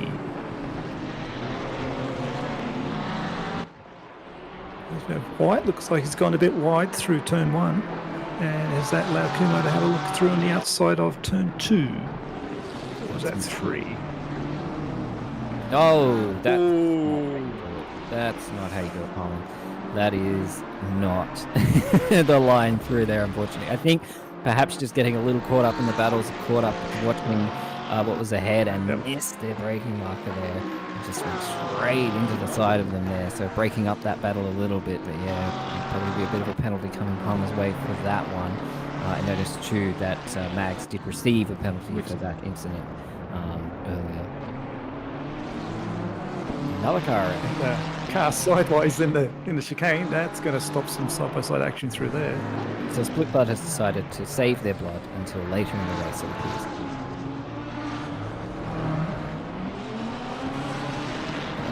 Well, they have to do it sometime. It's a hard place to get up to speed again. Yeah, it looks like a fair bit of damage on that Lamborghini as well. But Sadakas, nice to see our leader. Haven't seen much of them since the race start, but that's because they've been just doing an awesome job up at the front here, commanding the entire field. Nobody looks close. Sanjonto is just 9 seconds behind at this point in the race, and yeah, just not even at the chicane yet. So very good lead here. Both drivers doing well, because Tafik is another about 9 seconds behind. So these three very much commanding their own little races here on the podium. Not a close podium battle, but still all there together and doing really good lap times. A little bit more interesting in P5, we've got Hill and Dreyer, who are very close together in the closing stages of this race. Probably only got just a lap and a half left at this stage, depending on exactly when Seneka's crossed that timing line. Probably one more lap starting soon. But yeah, Hill and Dreyer going at it. Yeah, definitely one more lap once Sonicus crosses the line. We've got 50 seconds to go, and I estimate about 5 seconds away from crossing that line. And the gap between Dreyer and Hill is not too far from Maddox. So if there's a blue flag that can unfortunately get in the way, or a slip of judgment, or a slight going off on a braking marker, it's as we got a move going on now between Hill and Dreyer. Who's going to come out on top leading into the last corner? Looks like Hill's got the position. Took the inside line there. Both drivers giving each other enough space. Very good driving from both of them to get through there. It does look like Hill is going to be the main benefactor.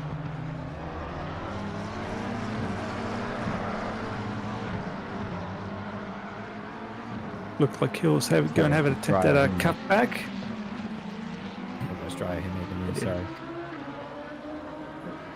So we have dry out, then Hill. Yeah, it looked like Hill's going to do a cutback, but either had a bit of too much wheel spin and didn't have the traction to get through and didn't get the chance to make the move. So last lap, push hard. Can he get the position back?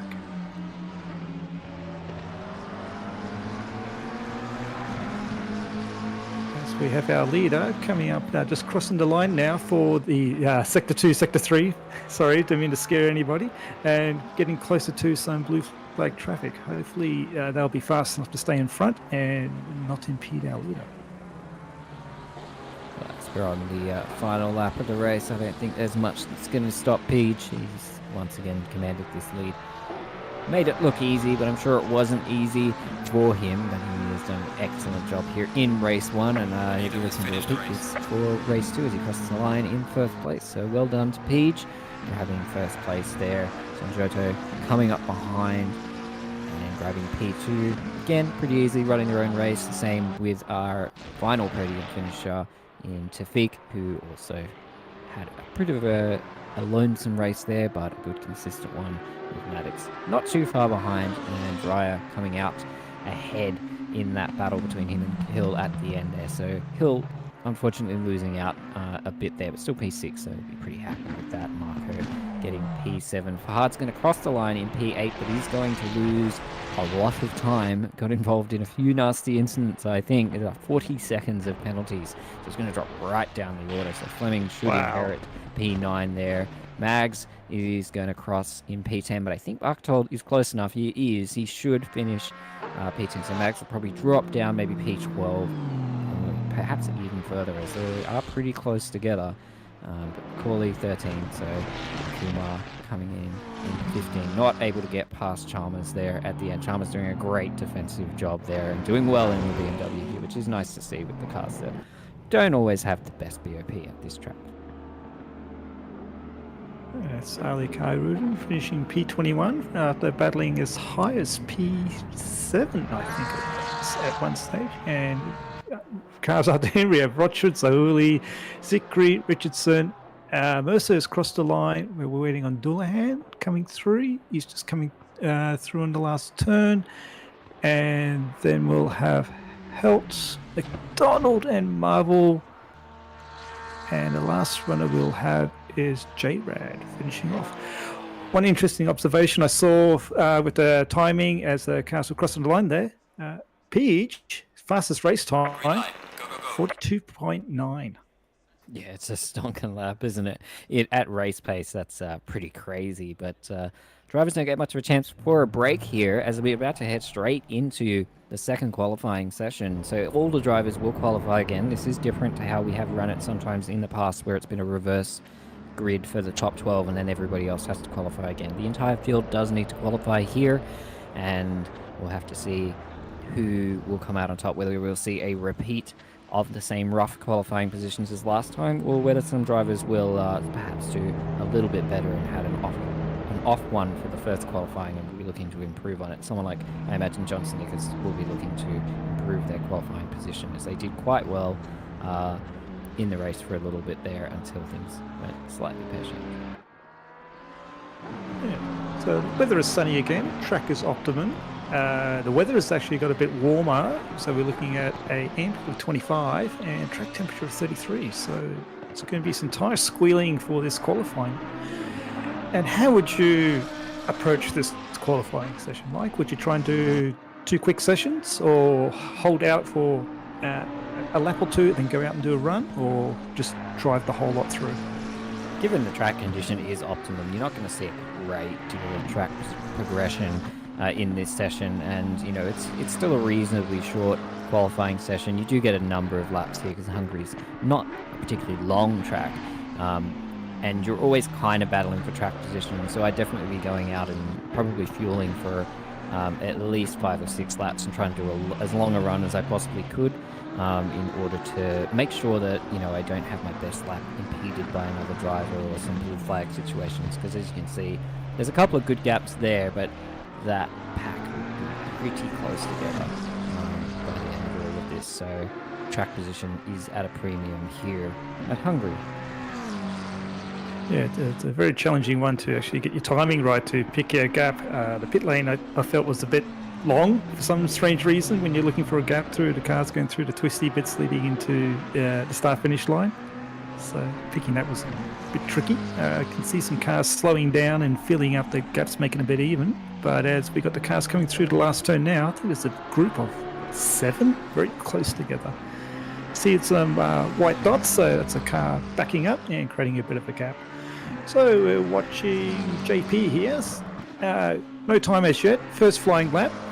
I found the fast guys who usually finish P1 to 5 can bang out a very fast lap on the get-go.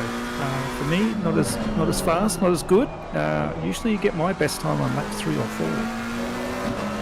Yeah, it could depend on the car as well. Some cars sort of light up the tyres a lot easier than others. Some cars are pretty good at just lighting its tyres up and getting going pretty quick, although maybe a little bit wide, so I don't know if we'll see his very best lap here on his first fly. I think most people still are aiming for, you know, the third overall lap, the second flying lap, if you will, to be there or sort of actual performing time. Usually this first lap is just a banker to put something in to make sure you're on the timing board somewhere relatively close to your ideal pace, and then it gives you a bit of freedom and a bit of confidence to then push for the third lap to really get some second time. Bush is going to cross the line first. It's a 1:44, so it's a time 1:43.1 by Sinakis, and I think he'll be looking to improve that. Not that it's a slow time at all, but it is still something I think there's a bit more potential in for him, and we saw him go faster during the race last session. We knocked him on track, I'm sure we're going to see faster times than that 1:43.1.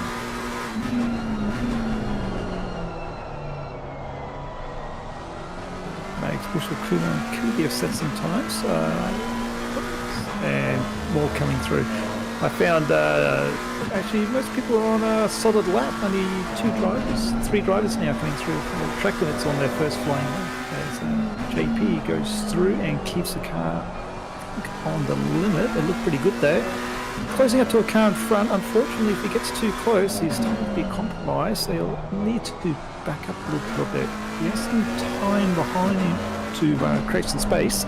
So we'll see what will he decide to do as he approaches the car in front. Not going to matter though, because you did just get a little bit wide on the exit of the chicane there and lost that rear end of it, which has cost him the couple of hundredths of a second that he did have up on his delta at that time. He almost had a full 10th there at one stage, but yeah, he's lost that a bit. He's still up for a little bit, but it looks like he might be aborting this lap. Yeah, just as you were saying, he's looking to put a little bit more space between him and Bushel ahead, who's not going particularly slowly or anything, but is not quite reaching the same level of pace. And that's probably part of what put off Sinakis when he was coming through the chicane there, was having Bushel in front, just like you were saying. It can sort of play a bit of a mind game with you as you're, you know, trying to do your fastest ultimate lap, but you're also watching his car ahead that you're trying not to hit at the same time. Very true. And it puts the driver off in front of you, so a chance of an accident, yeah, and then you need to return to the pits. Not worth it. We're looking at Tefik at the moment. He's a little bit up on their previous lap. Gaps are not particularly small to start out with. There's still about a 10th between most of that top 6 there, so I dare say there's still some more time that people are going to be looking to unlock. Tefik looks to be getting about a 10th here. Coming through the final corner. No, he doesn't quite hold on to it. Maybe that car ahead is just a little bit too close to him, but a couple of improved times there. We've seen Sinjonto go back up to P2, Maddox in P3, Kyrudin in P4, Marco P5, Tefik still holding on to P6, Mags in P7, and Zawali in P8. So roughly similar to what we saw before, but Sinjonto is up quite a bit, 5/10 at the moment, which is going to be enough to beat Peja's time at this current moment, depending on what Page's next flying lap looks like. He's got, and also Sanjoto has a bit of a gap in front of him, so the driver there can push it as hard as possible to get that lap in. Time's dropped now to minus 0.26, still up, it still took them a bit of time. We'll see how we go in the last two corners. That's where he can make or break some time. He's actually lost a bit of time throughout this lap. He's sort of gaining it back. He's up almost 5/10 there, but he's back down to only about 2/10 up. So he has lost a little bit of time throughout Sector 3 there. So definitely more time to unlock. At his current pace, he's still not going to quite beat Peach's time, who has actually gone faster on their next lap and done a 42.8. So still a fair way to go there. Sanjonto is now down in P3 and very close to P2, but still 4/10 off our leader. But more time in that lap. How would you feel about that? You pick up your time, you're faster, and by the time you finish your lap, you are further behind the leader and you drop the spot.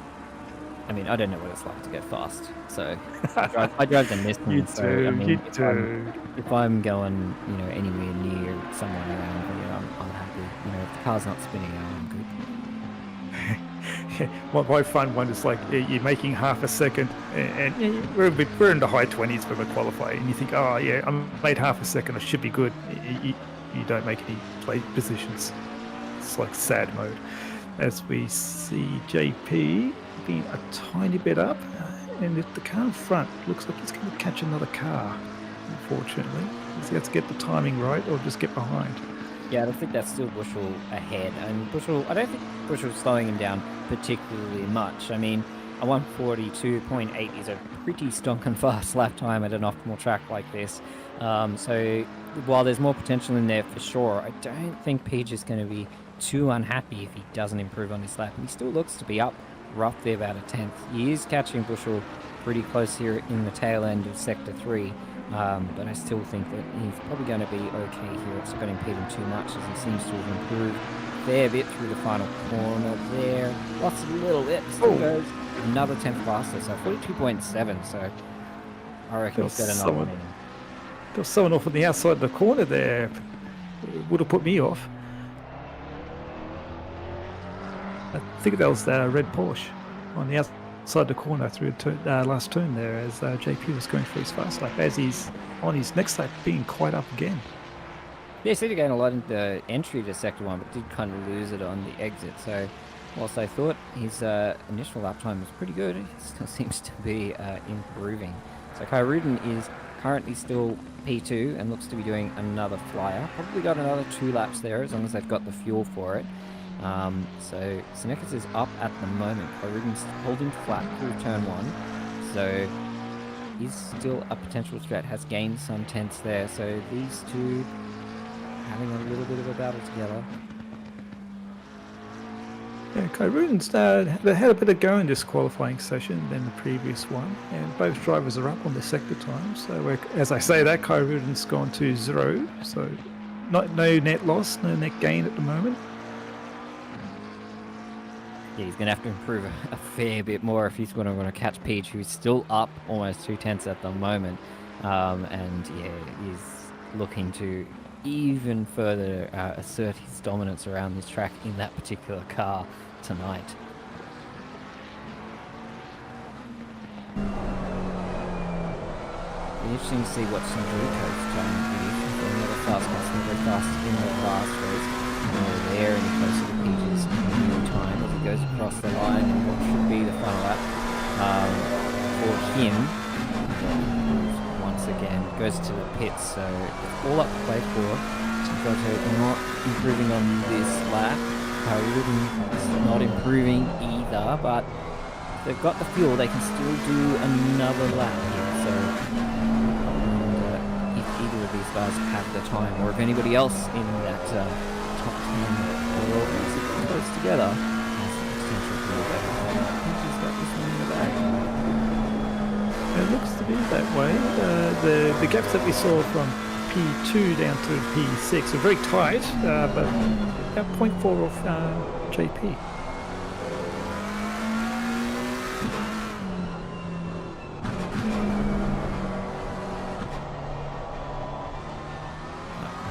starting his what should be his final qualifying lap, and has improved through the first sector so far. We did lose a little bit of time here in the last lap. Doesn't lose it again. And it seems to hold on to it. Yeah, it doesn't just seem to maintain that extra time that we gained through that first, second, and third corner complex into the next one. But not unlocking more at the moment. But we do see Sanjoto on the left of your screen, who has improved a little bit, but needs to improve a fair bit more. 6/10 behind the leader at the moment. So both of these drivers are really going to put in some potential.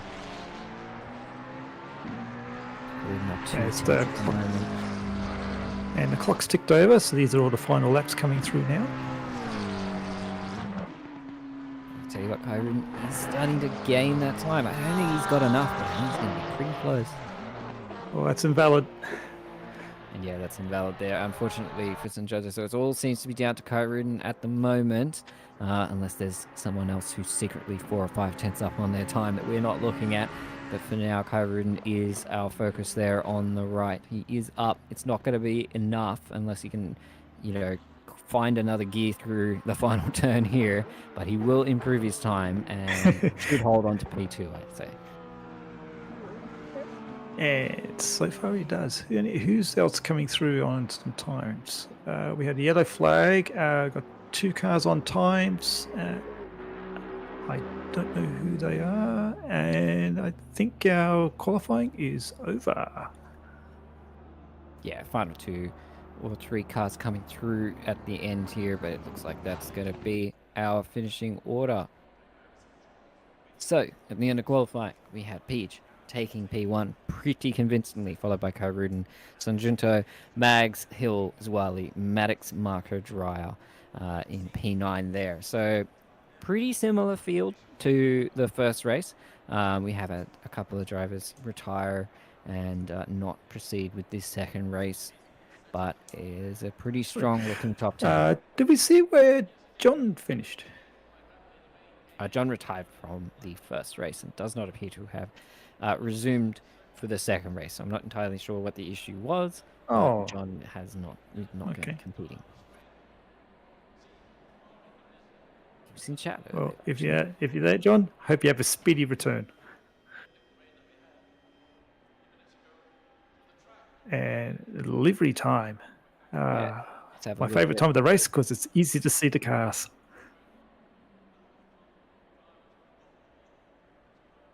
Yeah, so going down the grid here, it's interesting having this format where we do have these 2 separate qualifying sessions. I find it's very interesting when you've got that no real break between what could be a very intense, very full-on race 1, and then you got to go straight back into qualifying, try and put out your fastest possible lap, and then go straight into race 2 at one of the more physically demanding tracks that we go to. It's a big ask here, and it can, especially those who maybe a little bit newer to it, don't have as much practice. It can be a little bit of a struggle. It certainly was a very pacey, more teeth on cars. I like teeth on cars, looking good. Very shark mouth or dinosaur mouth on that one. Yeah, it's a very intense format, this one. You have to be right on top of your game. It feels like 30 minutes of qualifying laps. More teeth. Liking it very much. Yeah, it's become a And I bit of did a, see the sausage roll car. Yep. Yes, and this is the Red Bull BMW, looking very nice. Kit Kat car, also very nice. I like the Kit Kat car. The killer car, you mean? Killer? I thought it was Kit Kat. Oh, the messaging has got me. It has worked its wonders on my easy to maneuver mind. It's subtle. Yeah, lots of great liveries on display here in Split Blood, and yeah, that teeth thing's kind of become a bit of a trademark for a lot of the Kovacs team cars. Many of them running their Tarquin, I believe, is the main designer for Kovacs, and does a great job with most of their liveries. Oh, well done. Good job, Tarko. As you yourself, Mike, have done some good liveries. Yeah, I don't think I've got any in this particular split, actually. I don't think any of these drivers is in any of my liveries. That Red Bull one towards the back is one I did work on, but it was a race department livery that I just made compatible for OOR, adding the relevant sponsors. I think we should obviously mention Simrigs, our main sponsor for the Sprint Series in Season 14. As we get ready to grid up and go to race 2, but yeah, you can always check out Simrigs for all your sim racing needs, and you can get that 5% off in store if you're one of our patrons, so it's a pretty good deal there. Yes, and from what I did from my shopping cart, which I wasn't allowed to purchase for some strange reason, the discount, I have to check. It'd be a good question actually to Mull and also Sim Magic for the GT3 Cup, which is on tomorrow night, which is the knockout phase. It's the top 32 cars from each split going through. The splits were divided into Pro and Pro-Am from the last round, and this round we have the Pro team and the B team, which is the Pro-Am split. I hope I'm correct in that, because that's... No, knockouts are still proceeding. We have 4 rounds of knockouts before we split the drivers into the relevant Pro and Pro-Am splits. So it's still just 2 groups of a mixed field for the next couple of races in the GT3 Cup. And once the sort of top order from 4 races is decided from those splits, they will get sort of combined and then separated once again based on where they average themselves out over the 4-round championship that we've got. So yeah, bit of an interesting system, and it'll be interesting to see who ends up in what splits. See, I jumped the gun. But yeah, thanks to Sim Magic for obviously sponsoring that series, which it kicks off again tomorrow night. We'll have 2 rounds at finishing roughly around the same time as this race will be tomorrow night, and we'll have some more rounds to come after that. But focus our attention here on race 2 here for Split Red. They had an excellent run into turn 1, everyone going through very safely last race. Can they repeat that feat? John Sedekis on pole once again, leading the pack. Will he just fire away once again? Rudy seems to have gotten a good launch, but he's still holding on to that. The outside line is pretty strong here, as we see once again a repeat, a bit of 3 wide going on towards the back of them there. Couple sends through a little bit of contact, but still pretty clean through there. Sedekis managed to just escape away once again, so he's really good at that turn 1, lap 1, and he's doing quite well. I think that's Mags getting caught up there with Hill. Oh, we've got a bit of a... there's a few cars dying there, and that's a car park. Yep, a bit of a car park. So they made it to turn 2 this time.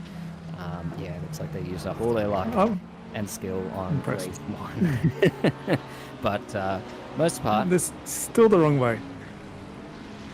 A few cars get caught up there, so the cars will regrid up. It's a virtual safety car. Everybody will catch back up to the rear of the field, and once the field is a little bit organised, everyone's calmed down a little bit, we will go racing again. So Peach, unfortunately not able to take advantage of that very good start. He managed to pull out a turn 1, and we'll have to do it all over again as everybody gets ready to restart the race. Do you think the safety car would give an advantage to Kairoon or JP here? I think it depends on where on the track they start, who gets the better jump. But look, Peach is in command of the field, and he's obviously going to be the one who takes the most out of it. Track position is so important here, and it looks like they may just hold off until the main straight. Probably the safest place to restart a race here at Hungary. It's difficult to do a pretty clean restart, given the tight and twisty nature of this particular track. So it's like safety car will probably pull away as we head onto the main straight. So we'll just get another start. Round 2 of race 2. I'm wondering if JP will peel off on the start-finish line or on the last corner and try and get a better drive out. Looks like he's going for it at the end of turn 1. Kairoon is actually quite close behind on this restart. as we see Sanjonto, Mags and Hill have a Mag's getting caught bit up. of a space there. gap going through. Yeah, absolutely. Sanchoto managed to stay with Kairun, who had stayed with Snickers there. Snickers getting a good push off the line though, and does manage to hold on to that position pretty convincingly when it goes through turn one. More single file, a little bit easier to manage when it's a safety car restart. We're seeing Keys going down the inside there. He's not the inside by going into turn two though, but does manage to get ahead by enough and is given some racing room there. So just to move off together. So a few movers and shakers here, but everybody up in this sort of top end of the field, mostly holding their positions. We saw those incidents were a little bit further back and shaken up. But yeah, Mag's really not quite getting the best restart there, but thankfully didn't lose any positions. He has seemed to have caught up a little bit here. He's right now. I also noticed no cars had gone to repair any damage in the pit, so the pit lane's clear. Everyone's on circuit and racing. Yeah, well, again, if you don't have a huge amount of damage, you're not going to gain much time back.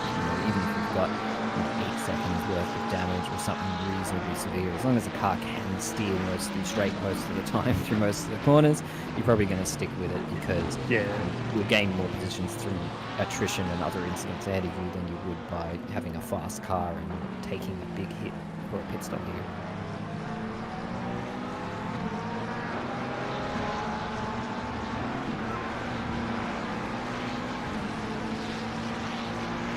.43.6 there on that opening lap. Pretty good show of it. Skyrim already about a second ahead behind, so that gap already being etched out, and looks like it's going to be another pretty clean run here for Peach if you can keep it all together. It looked like Kairuka went a little bit wide there through turn one, so Sanjonto might have a move on even turn three. They're very close together now, as we see as the car's exiting turn two there. As the car's leading up to turn four, there's no manoeuvring for overtake, which we saw in the last round.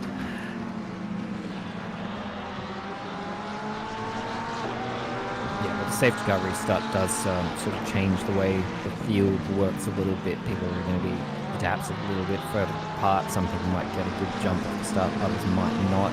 Ruben uses under attack at the moment from Sanjonto. Both of these drivers doing very fast turns in qualifying and during the first race. Ruben having some sort of incident in race one. We're still not sure exactly what caused it, but caused him to drop right back down the water. So on a bit of a recovery here drive in race two, and it's one of the advantages of having a two-race format like this is if you have a bit of bad luck or you have a few problems in race one, you can always sort of make that time back in race two and sort of gain a little bit of that confidence and get a second go at it. But under attack here from Sanjuto, not tearing away from him, and Peach is definitely tearing away from Kai Rubin here now, almost 3 seconds as we head onto the next lap.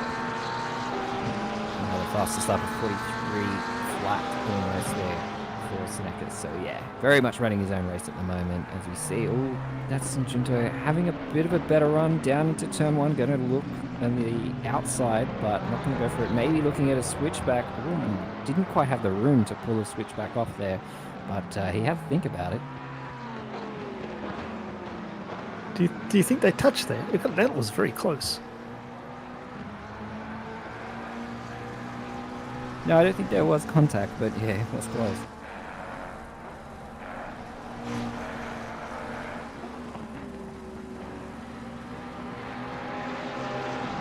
So I'm seeing JP pull out quite a healthy lead. He's already on the end of last lap. There's an extra second being pulled out, so that would be from Kairudan and Sanjanto battling. So this is going to be the one to watch as we see Mags and Hill close up on the battling positions of P2 and 3, 4 and 5. We're getting very close together. Yeah, Kairudan just seems to be slowing the field down just a little bit, and they're sort of compressing together. We're going to get a replay of our lap one incident. That's what happened here. So, oh, there was a car that was well on the way off the line there and just sort of piled into everybody, and then the car park ensued. So I'm not sure that McLaren that blue and white McLaren that was there, yeah, obviously got offline or maybe got pushed out. But yeah, caused a fair bit of car park chaos there. Yeah. That's all I could think of. There was a track cut.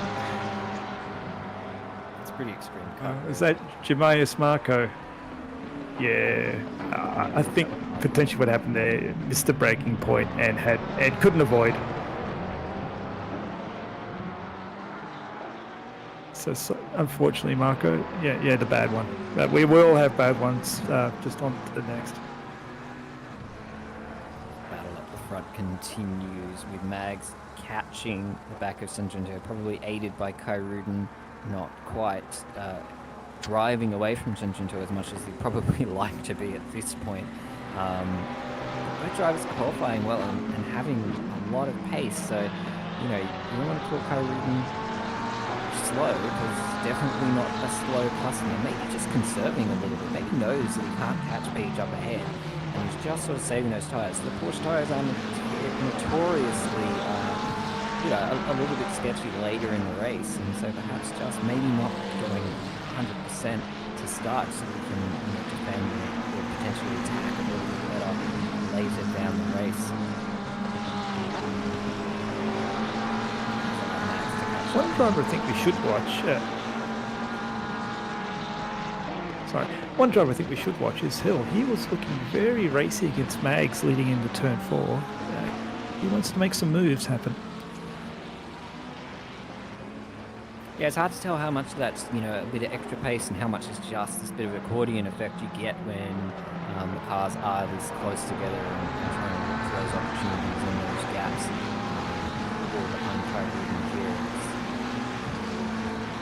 Chases down towards Mags, who's also chasing down St. John's. And there's a couple of tenths between them, very close here in the top 10. And it keeps going. That big gap until P10 there, but Johnson is 2 seconds off fire, which is not exactly a huge gap either, especially here at Hungaroring, because one little mistake can really bring that gap down quite far.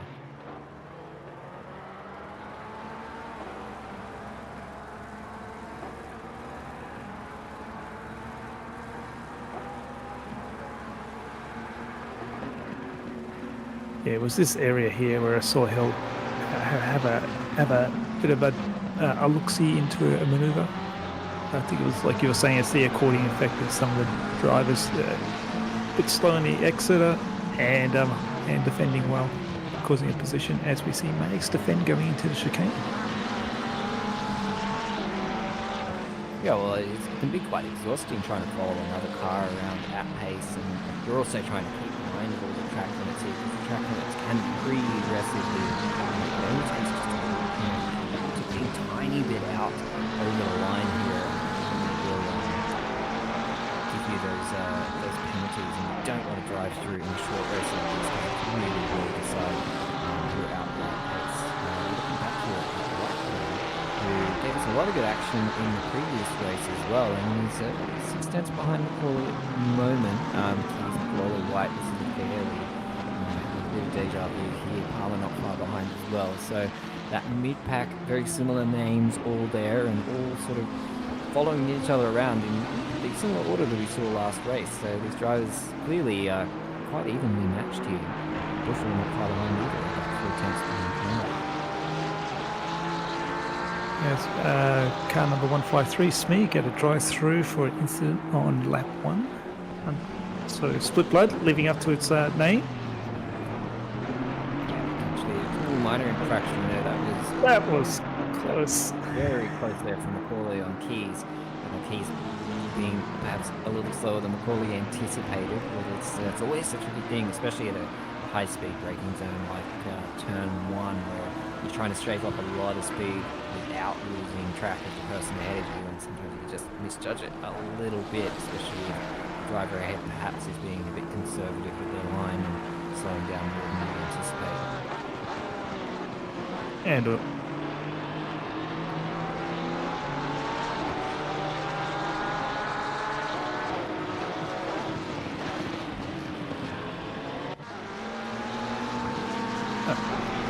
I had a little bit of stutter there. Sorry, people.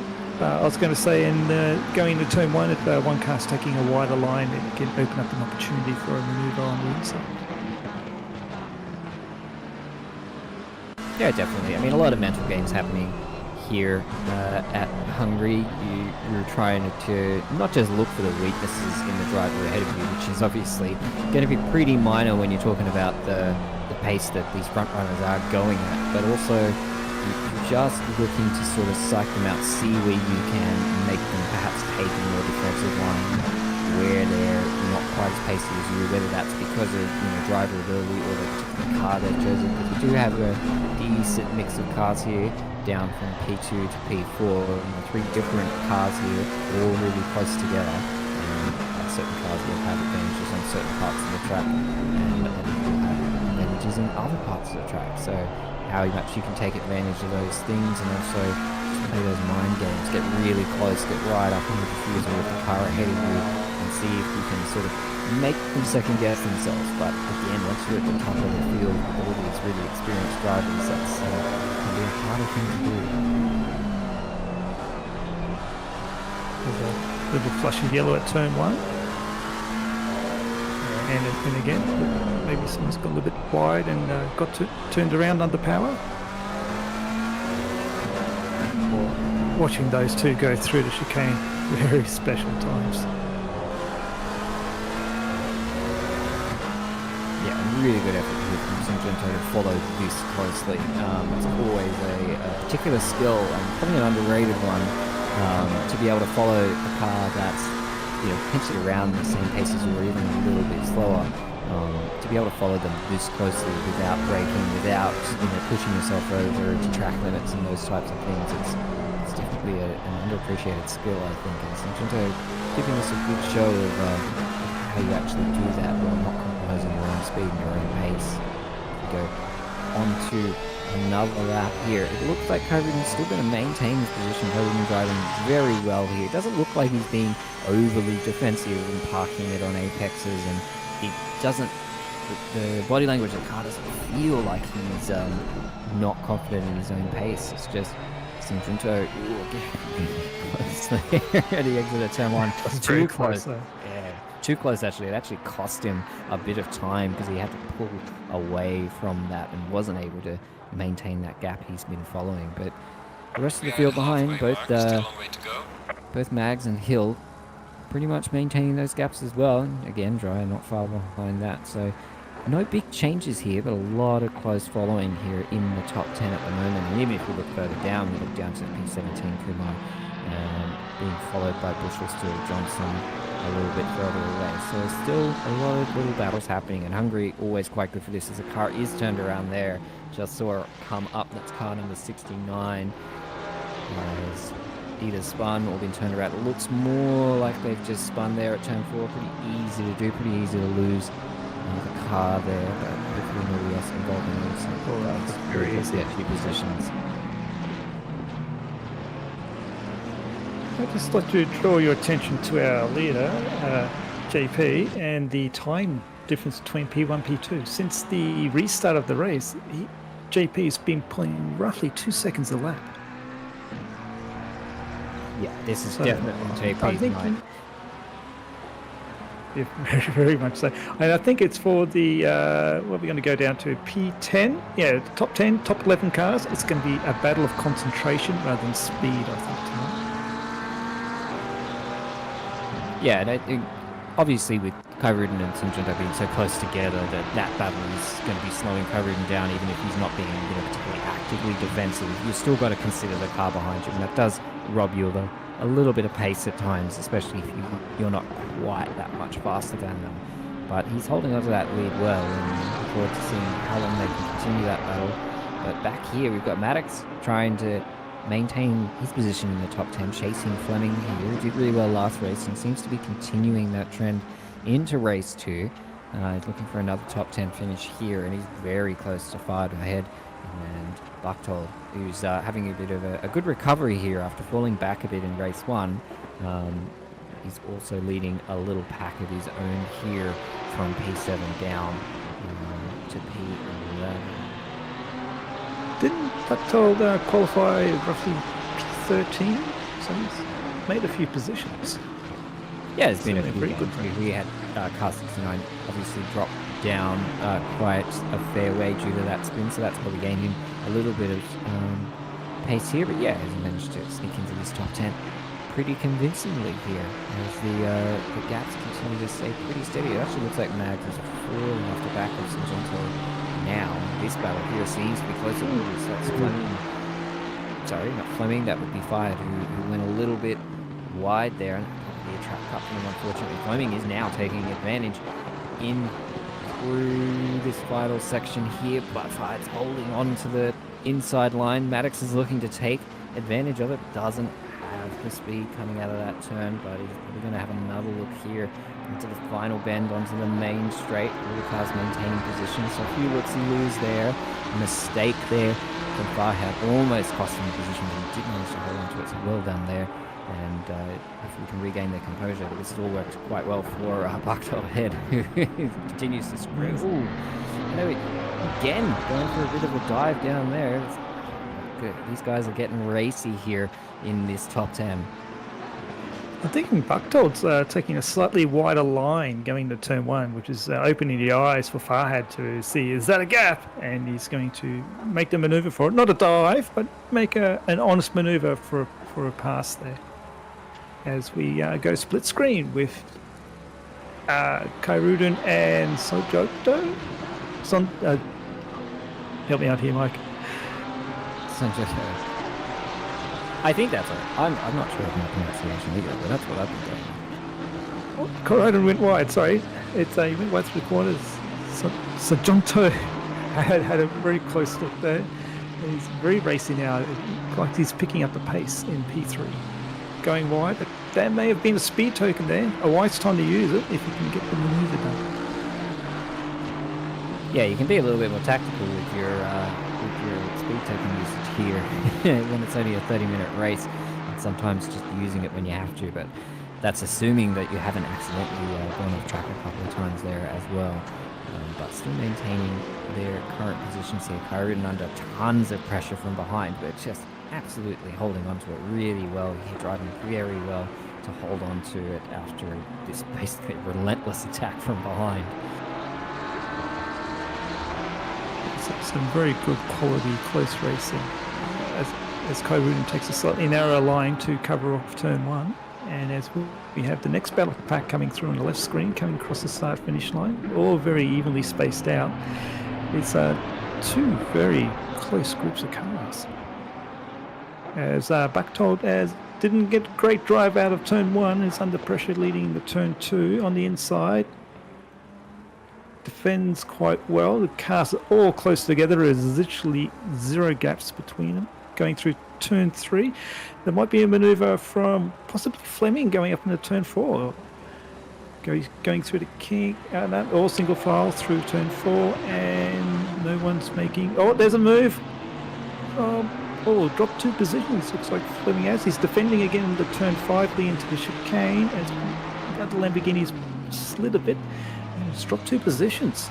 Not much of a mistake, and straight through, and another position again at the chicane. So Fleming, I think it is, and the Ferraris had a bit of a moment. Yeah, Fleming getting a little bit flustered there, and just wasn't able to regain his composure quickly enough, and because the pack's is so tight behind him, it's just costing him a big chunk of time here. So he's got a penalty there too. I can't quite make out what it is or what that would be for. I didn't see exactly what that penalty was, but it does look like he's got that little red box next to his name, so I'm not sure what that was about. Maybe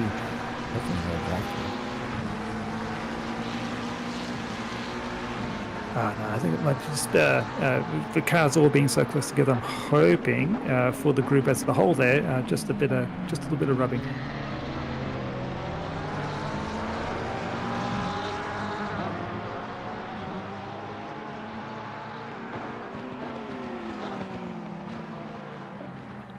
So we can see Kairun's pulled out a tiny gap, and by tiny gap we mean 0.3 of a second, which has been hovering at a 0.2 for quite some time. As we have Bucktold in position 7, defending very bravely against Fahad, Maddox and Tawfiq.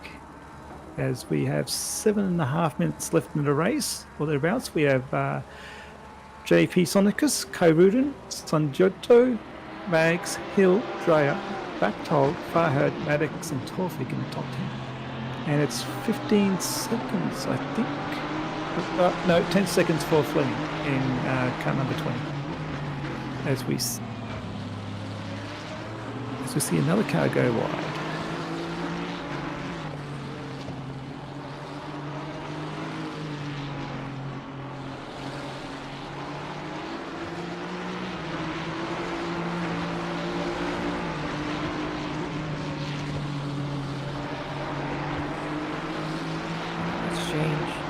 Now that they've sort of regained their composure after a little bit of action there at the back, Fleming losing out there. So I see a 10-second penalty there. So maybe being involved in an incident that we didn't see before. But yeah, that's unfortunate for him. He had been racing well, but yeah, it's just sort of fallen off the back here a little bit in this second phase of the race. But still, Farhad and Tafiq are going at it. It's not all settled here for the top 10 at the moment.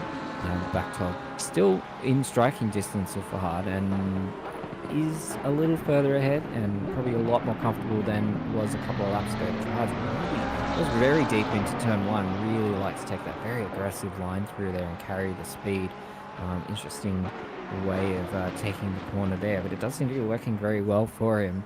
And he's managing to hold the position from Tafiq, who's also under threat, obviously, from Maddox, who's under threat from Keys there in the Aston Martin. As we see, well, that's Tafiq going up the inside, got a better run out of turn 3. Going into turn 4, he's got the optimal line. They're going to come close. They are going to touch, but it's not too bad. It is Fahid who's going to... Ooh, lost out big time there. Couldn't seem to get the car steered back in. And has actually hit the wall and is had to jump straight to pit, so very unhappy there. Potentially a hardware issue or something like that, but I don't think so. Perhaps just very unhappy with that little tap of like into turn 4.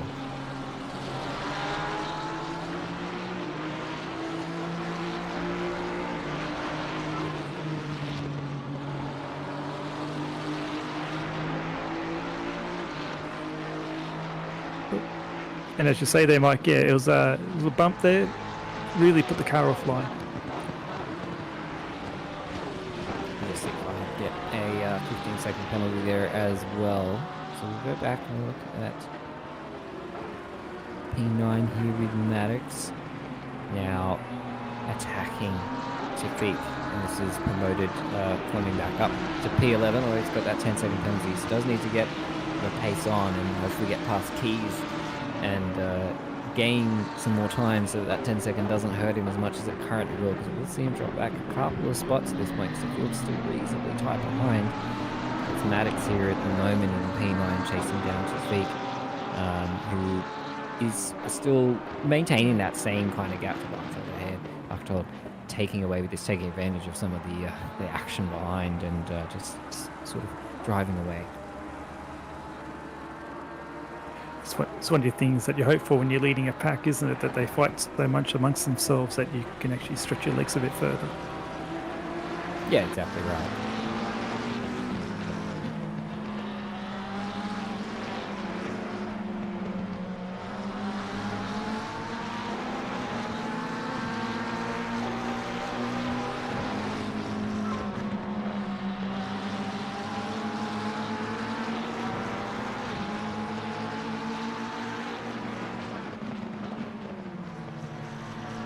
Another penalty there for Dylan King, causing another crash. So a couple of incidents that we perhaps haven't seen as we've been so focused on all of our front runners here who have continued this. They basically haven't separated much. It's been a bit of to and fro, but Kai Ruden's just led these guys around, and they've just sort of separated entirely from the rest of the pack, while obviously P just separated entirely from it and is kind of driving his own race right now.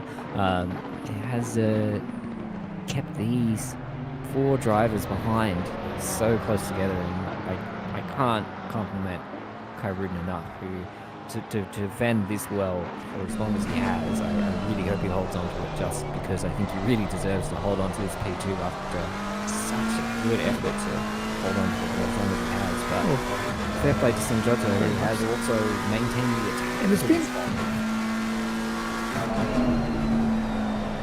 Oh, yes. Yeah, there's been a couple of drivers that have defended very well tonight in all the splits. And one thing I noticed just now is Sanjota is 2 seconds slower than his best race time for this stint.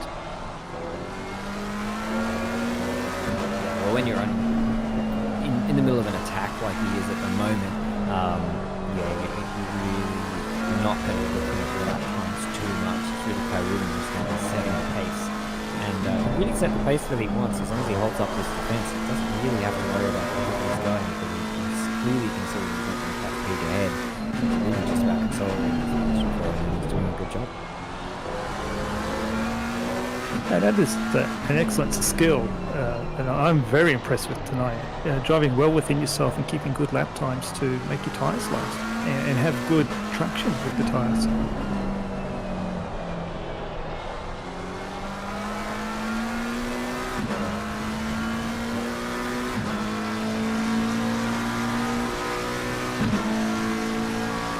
We have another yellow flag at turn 3 where the leader is approaching, but the flag is cleared. And in turn 1 we have Kyrudin and Sanjoto driving as they always do, very cleanly and missing each other by the barest of margins. I'm very impressed with all this close driving. These 4 drivers have pulled out a gap of 10 seconds to P7. Deep got a bit wide there. There's a little bit of a rare lapse in judgment there. But as we get later in the race, I think that's a little bit expected. He's been just trying to push this attack all race. Pretty much been since lap 1, let's call it, after the restart. These two have been inseparable. That Kyrudin has really done a good job so far. Coming up to the closing stage of the race, looks like we'll get one more lap after this one. Just about to score. I think it's going to be pretty close to, this could be the last lap. It's not going to be much in it. See Pete rounding the final turn here. You might be right. If it does go for another lap, it will be close. Hopefully that doesn't catch anybody out with fuel, but I don't think so. Is he going to back up? He's just going to be that quick.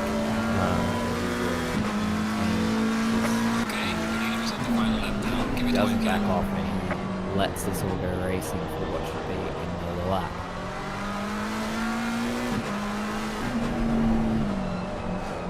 Oh, Batchhold's had an issue. He's dropping places. Yeah, it's like on the other flag, so I'm not sure what's happened to him. He seems to have gone around.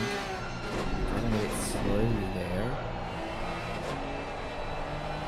Very unfortunate for him after doing so well there for such a long section of the race to drop down that many positions. I'm not sure if we'll get time for a replay. It'll be interesting to see what exactly happened. Because yeah, that's a big drop down the field for him after what has been such a good race. It sucks for him. So close to the end. But it's all going on here still. This battle. He's so cool, further at the back. Yes. Further at the back there. Another... Up Mags finally. Yes. Under attack there from Hill, but Hill wasn't able to pull it off. Mags maintains 4th position. Really perhaps going for a bit of a Hail Mary final send, see if he can do it on the last lap. Hasn't managed to make it stick, unfortunately. I think it'll be turn 11-12. I think it is that little back straightaway where the sector mark changes. It is where the next all the last chance manoeuvres are going to happen, and also maybe into the second last corner as we see Sanjoto closely behind Karu. And here's the corner I'm talking about. Is there any diving? Nope. Max and Hill do not, as our leader has crossed the line for the win. He just finished the race, has won convincingly, no doubt about it. I think from the restart, just completely going about it here. It's kind of all been about P2 and even P3 and P4 at the back here, but it looks like Kyrudin is going to hold on to it after an amazing battle between these two. Neither driver was able to get one over on the other. P3, P4 mags, and Hill there also doing very well. Dryer coming in behind Tafiq, a good race from them as well. Reasonably nice and consistent gainful positions there. Keys in P8, be happy with that. Fleming comes across the line in P9, but will drop some positions due to that 10-second penalty. Maddox will inherit P9 there. Another good drive from Rob Maddox. Current P11. Wyatt doing well there as well to hold on to P12. Then Kumar, Rama, and Palmer there going out the top 15. And wow, that was a really good race for race 2. Just that's very good. Basically a half an hour battle there between the top 4 really. That was really good there. But big shout out to Peach. We didn't see a lot of him this race, but that's because he was just in a field of his own and had a bit of that. Max Verstappen to be proud of that race. And that's a good sign of a good race when you don't get on stream at all, and you win. So it's a good clean start to finish race. I think Ali Khairudin in the back of his Porsche could increase the sponsorship price for the back of his car. Yeah, definitely. We saw a lot of it this race. Okay, we should look at our final standings across both races now, just to confirm everything. Okay, race 1, we had Sanikas take out the win there. Sinjito taking out P2, Tafiq P3, Maddox P4, and Dryer in P5. For our overall Pro-Am was Tafiq winning that out with Dryer and then Hill. And the AM class, we had Mercer, Tui, and Lau on our podium. For race 2, Demiano.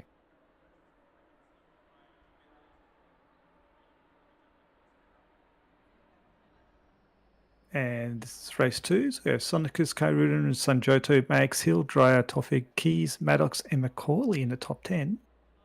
Pro-Ams, we have Hill again, Dryer, Toffig, Keys, Macaulay, White, Kumar, Palmer. And the Amps, we have Lau, Mercer, and Tui. Yes, there's some really great racing there tonight for sure in both races. A couple of incidents. Definitely race 1 had a lot more incidents. Race 2 got off to a rocky start, but I think overall it was a cleaner race than we got in race 1. Race 1 just took a little bit longer to get some of the spice going, but thankfully they got it all out of their system. I don't know. There's a couple of interesting penalties being handed out for some unforced errors, which is a bit of a shame.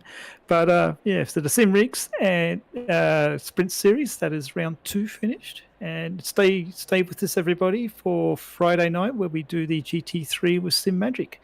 And as usual, like and subscribe. Yeah, and don't forget we've also got our North American international splits coming up too for the Sprint Series, which will be running early morning-ish for Australian audiences, but at a more reasonable time for American and European audiences. So don't forget to check out those splits as well. But yeah, the big main event tomorrow night for the Australian audience will be the Sim Magic GT3 Cup, round 2 of the knockouts, and there's going to be some excellent racing at the same track, Hungaroring, same basic format as well, 2 races. So yeah, I'm really curious to see how it turns out, and good luck to everybody entering. Thank you, Mike. Yeah, I'll see you next time. Yep, thanks chat, thanks Glenn for running the show and doing an amazing job as always. And yeah, sign us out, Glenn.